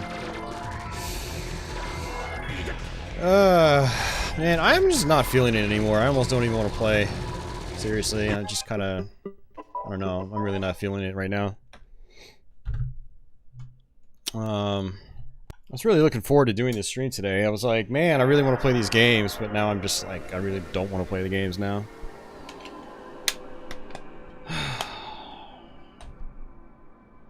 I'm also getting really hungry. I think that's part of the problem, is I actually, normally I try to eat right before I do the stream, but I decided today that, like, I wasn't going to do that.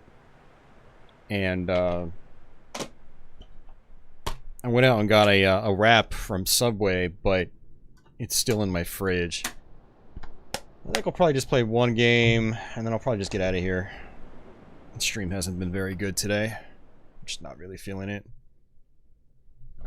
Yeah, I mean, that's the other thing, too, is like, Davey, it's like, yeah, you get nights like that, but also, like, you know, I made the deliberate decision to try to stream after work today, and I think what I learned from today's stream is that it's just not a good idea. Even with getting off work early on Friday, it's just I'm too tired. I work really long shifts, and then by the time Friday rolls around, even though it's my short day of the week, like I'm still burnt out, and so I'm not really in like a stream mindset. So. Alright, this should have TATE.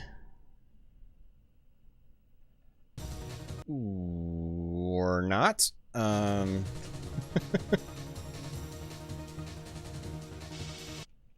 Okay. Question is there a soft reset? Let's just get a game over.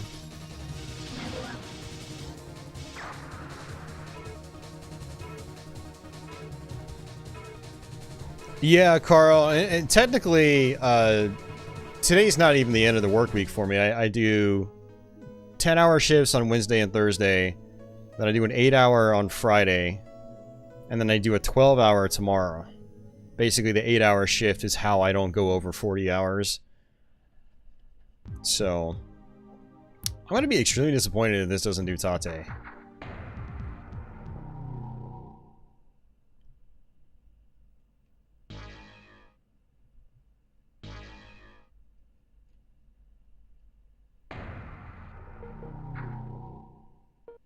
There we go. Whew.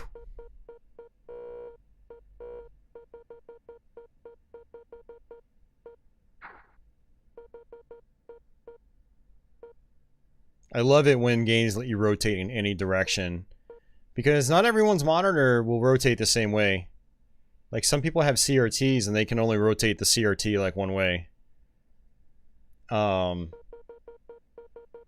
But some games will only have a certain type of TATE. Like, it only rotates one way, not the other. But this does, you know, every direction, which is awesome. Alright, auto save data, save data. Yes.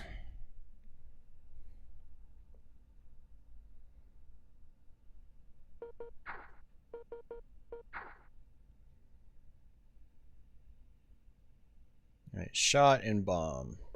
Okay.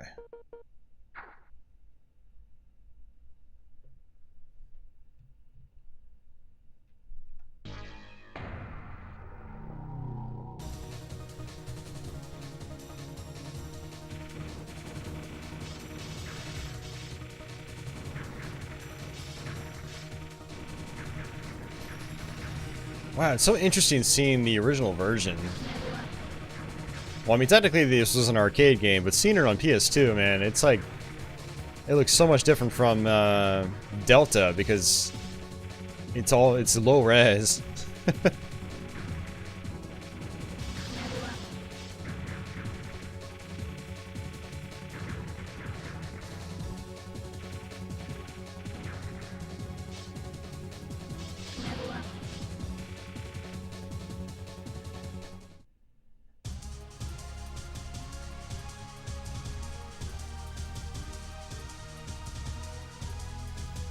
I think you get a choice on where you want to go? Yeah, okay. I'll go with normal.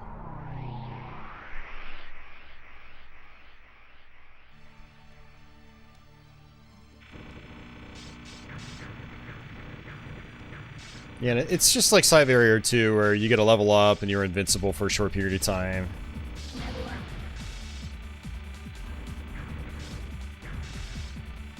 Definitely need to play this on a CRT, see how it really looks, because yeah, you can see all these like weird vertical lines, these black vertical lines. That's because of the deinterlacing that's happening. It just can look weird.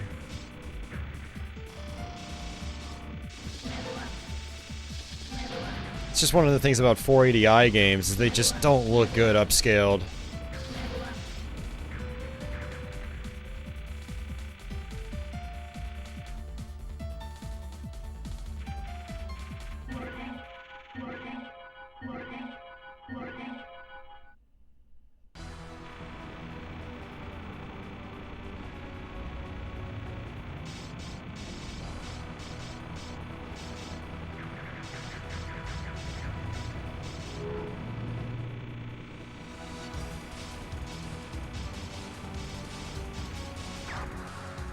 Jeez.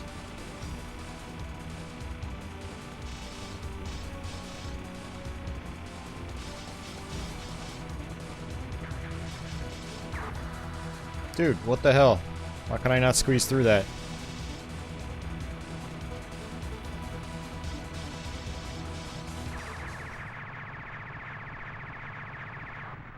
Man, I might have to play like Escalooter or something just as a palate cleanser.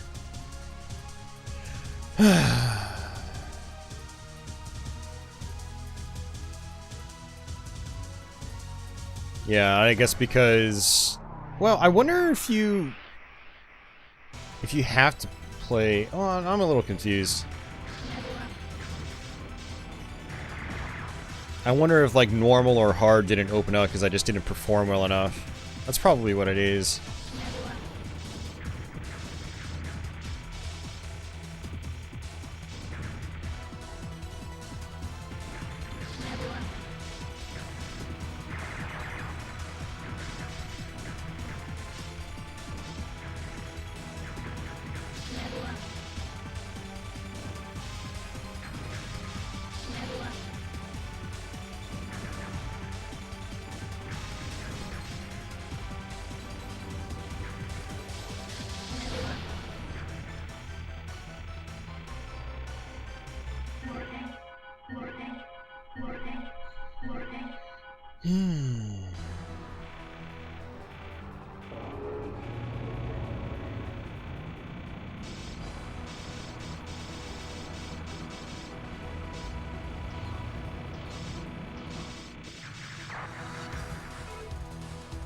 Let's go ahead and continue.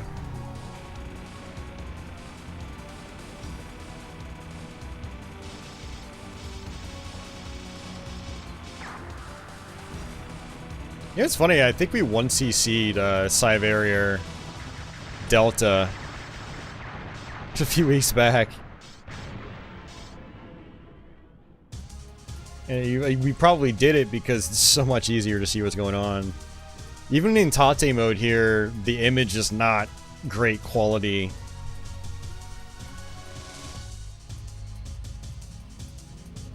Oh yeah, yeah, Shiny Philistine. Yeah, those are out. I mean, you got Mushihima-sama, you've got Escalуда 1 and... not 1, Escalуда 2. And then, yeah, Death Smiles 1 and 2 came out in a single package.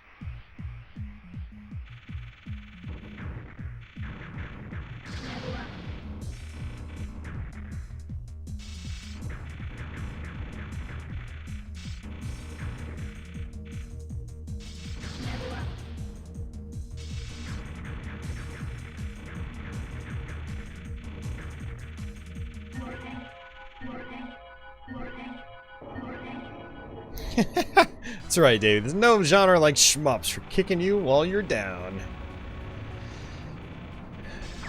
Oh, you gotta be kidding me, dude. Yeah, I am not playing well at all right now.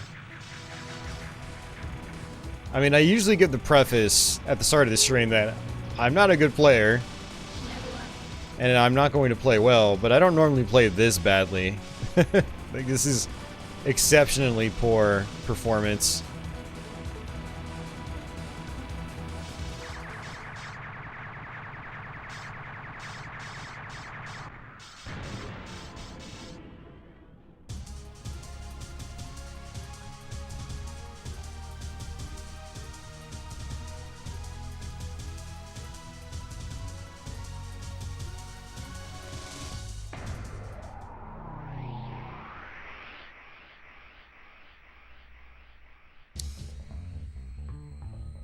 I might even leave my PS2 hooked up and maybe later play some like Dodonpachi, Daiojo.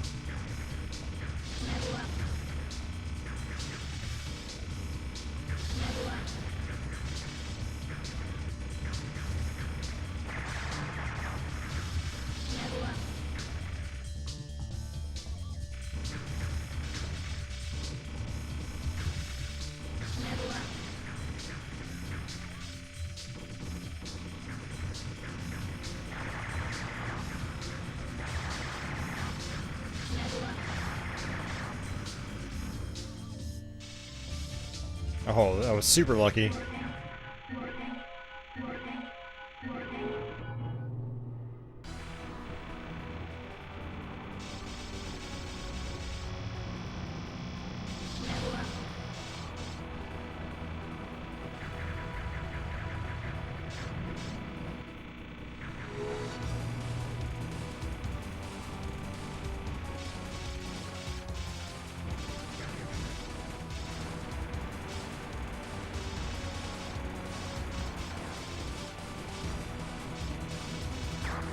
Oops, I didn't even see those bullets.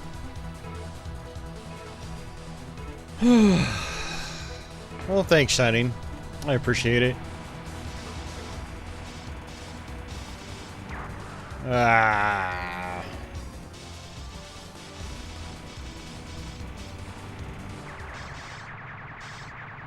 I kind of wish I actually bought these games back in the day and actually played them. 'Cause I do like them a lot.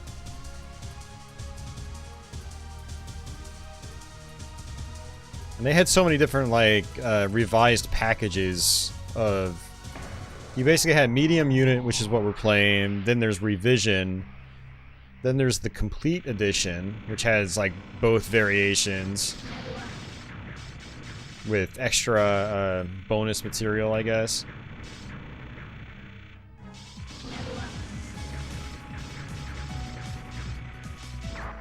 Ow.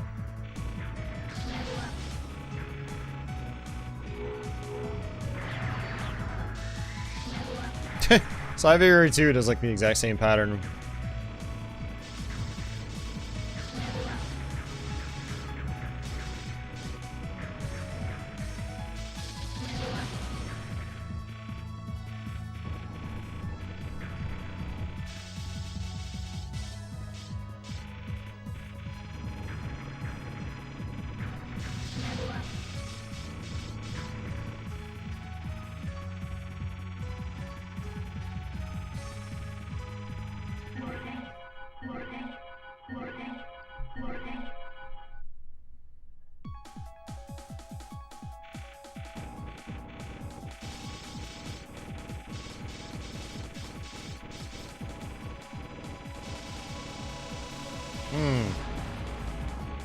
That's the other thing. I have a lot of bombs, and I haven't been using any of them.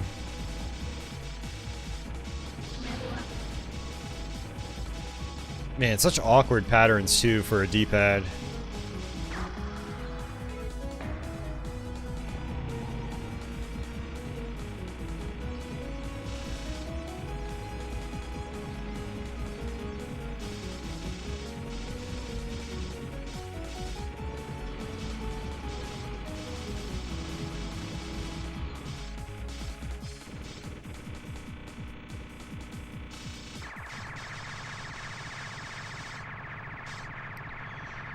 Oh, man.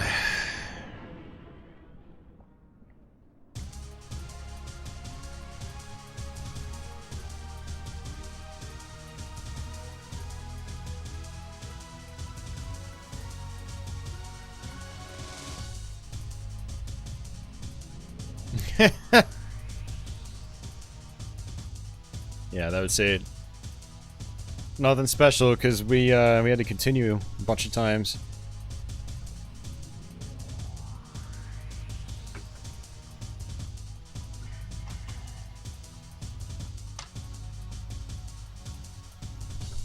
Ugh.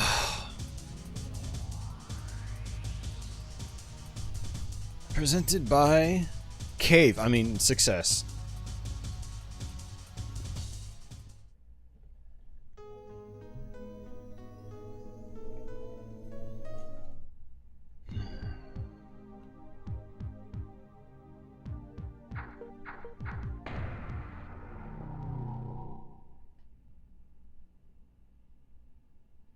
All right.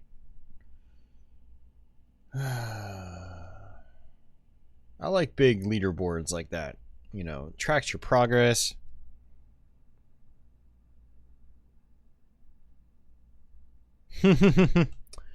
Yeah, Red. I mean, there are some racing games I prefer the D-pad. Yeah, like when I play Ridge Racer 5 on PS2, I generally play with the D-pad. That's one example. Sega Rally Revo is another one. It's interesting.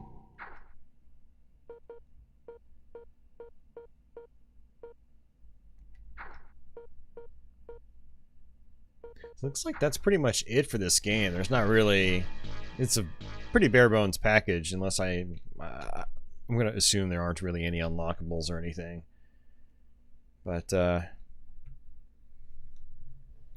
yeah, for anybody curious about this, you know, the best way to play it is through Psyvariar Delta, which is on modern platforms. The physical of that still goes pretty cheap. I think I got mine on PS4 for like $15, 15, 20 bucks, something like that. But if you have to play it on PS2, it's still not too bad in price. I think I paid, oh, I don't know. Let me just go see how much I paid. I don't think it was a lot. Let's see.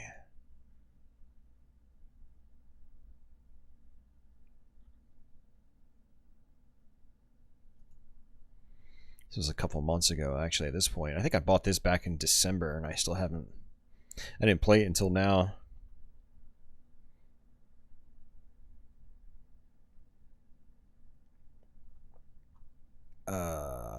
Wow, more than 2 months ago?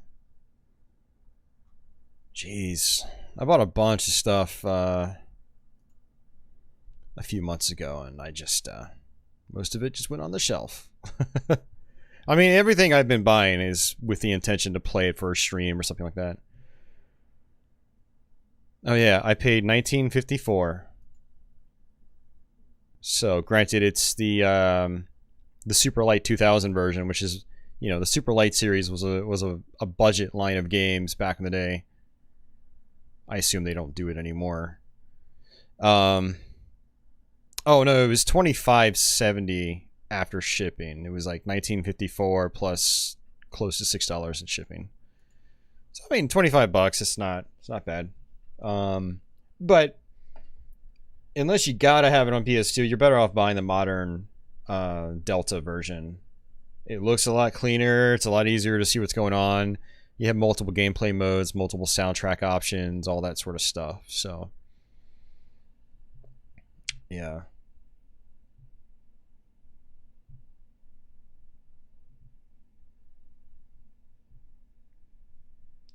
I mean, the monitors, there's not. Well, I mean, yeah, technically this is a PC monitor, but I mean, PC monitors vary in quality. This isn't anything special, really. Yeah.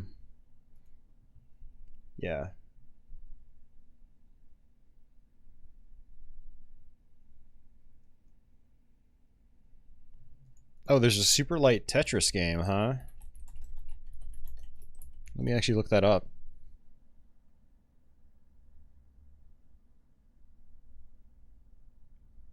Wow, that looks, yeah, it's still pretty cheap. It's like 20 bucks. Let me take a look at that on YouTube. It's like 20 bucks. Ah, shut up, Austin. You're dumb.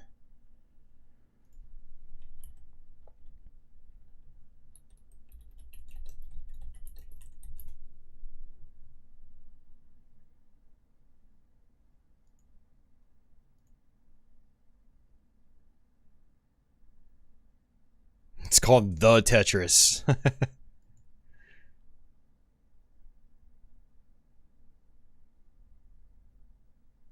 I don't know if I wouldn't mind having this, but I don't know if I really need yet another version of Tetris. But it looks pretty cool. I'll link it in the chat for anybody that's curious about it.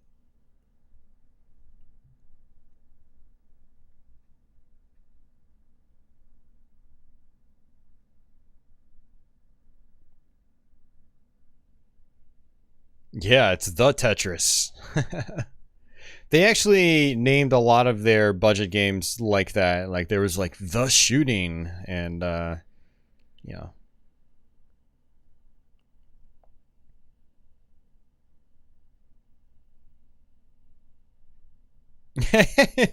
Carl says, not just any Tetris, it's the Tetris. Which instantly means I have to buy it.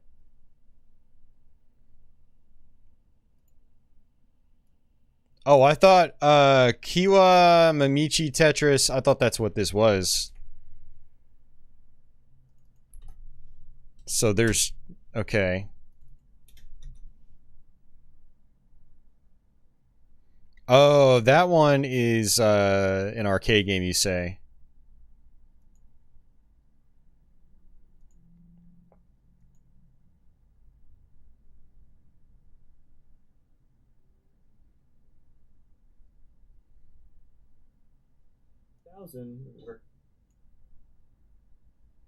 Wait, what?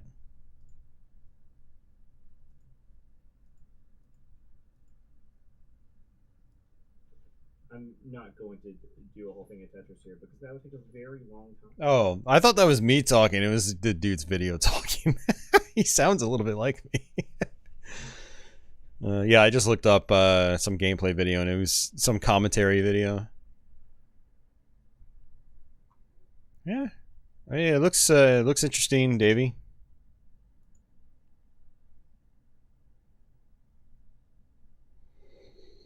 All right. Yeah, no, it is, Davey, but I mean, those super light games typically were pretty bare bones. Yeah, that's pretty normal for those games. I'm actually kind of curious what the Japanese version of R-Type Final sells for. It sells for too much, that's for sure.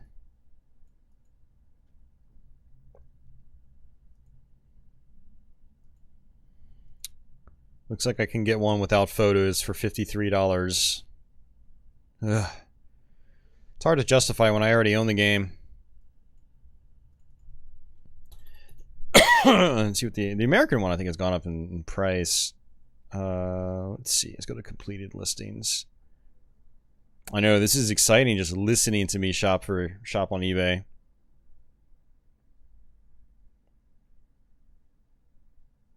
No, it actually, I think it's dropped back down in price. It spiked up to like 40 or 50 for a little while, I'm pretty sure. I think when like R-Type Final 2 was coming out. But now it's back down to like $25, which is nice.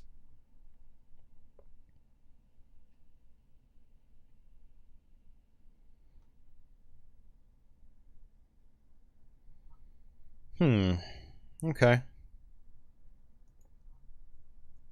See, that's really interesting to me then, that the Japanese version is $50 to $80. That's just when the American one is still cheap. I don't really get it. It used to be the opposite. The Japanese version used to be cheaper, a lot cheaper. I need to make more money so I could buy more expensive video games. Yeah.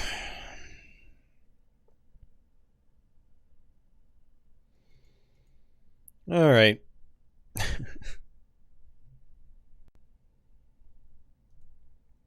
Davey says R-Type Final is cheap in PAL regions.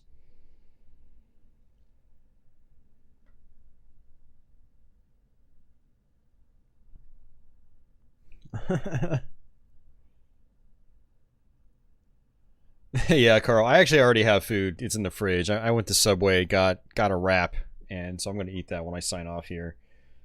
I was hoping to stream for at least 3 hours, but yeah, we just didn't quite hit it. I'm just not really feeling it right now. Let me take these headphones off too.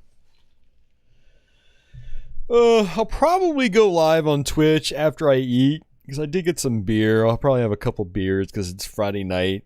I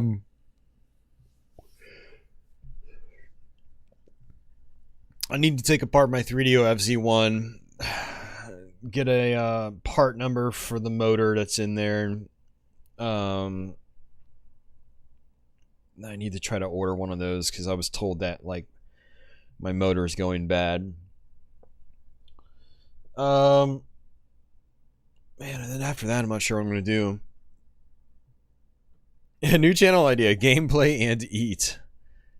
I could do food reviews while I play shooters horribly.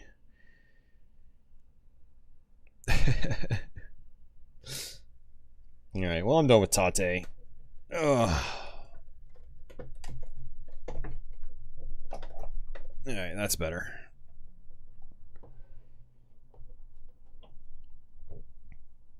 Oh, man.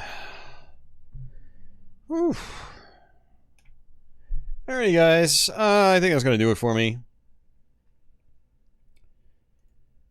Unless you guys have any last minute questions or comments, I'm going to get out of here. I'm going to get some food in my stomach. Note to self, eat before you stream next time. Caffeine alone will not do the trick. The thing is, like, I had eaten like 2 hours prior. Well, more like 3 hours prior. And I thought, you know what? I had such a big meal, I'll be fine. I'll be fine. Nope. I got hungry again midstream. Yeah, you guys might see me on Sunday. So try to watch out for that. I'll try to schedule it in advance. Maybe not. Yeah, I have some other stream ideas I want to try to knock out. But sorry this stream wasn't better than it was today. You know, I really wanted to play these shooters, but, you know, partway through I just wasn't feeling it. So, it's a variety of factors that can lead to that, unfortunately. But,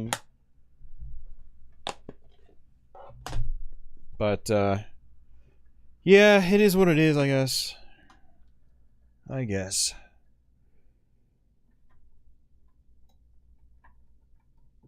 Yeah, Red, thanks for bot duty again. It's much appreciated.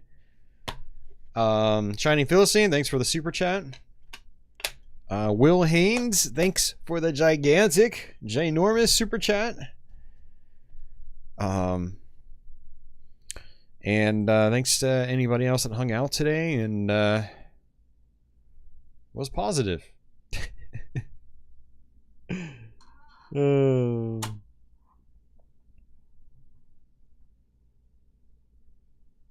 You know that saying, you know, like, opinions are like assholes, everybody's got one? I don't want to see your asshole. Referencing something else we were talking about earlier today. That's gonna do it for me, guys. I'll catch you all later. Have yourselves a fantastic day or night, and I guess until the next one, take it easy.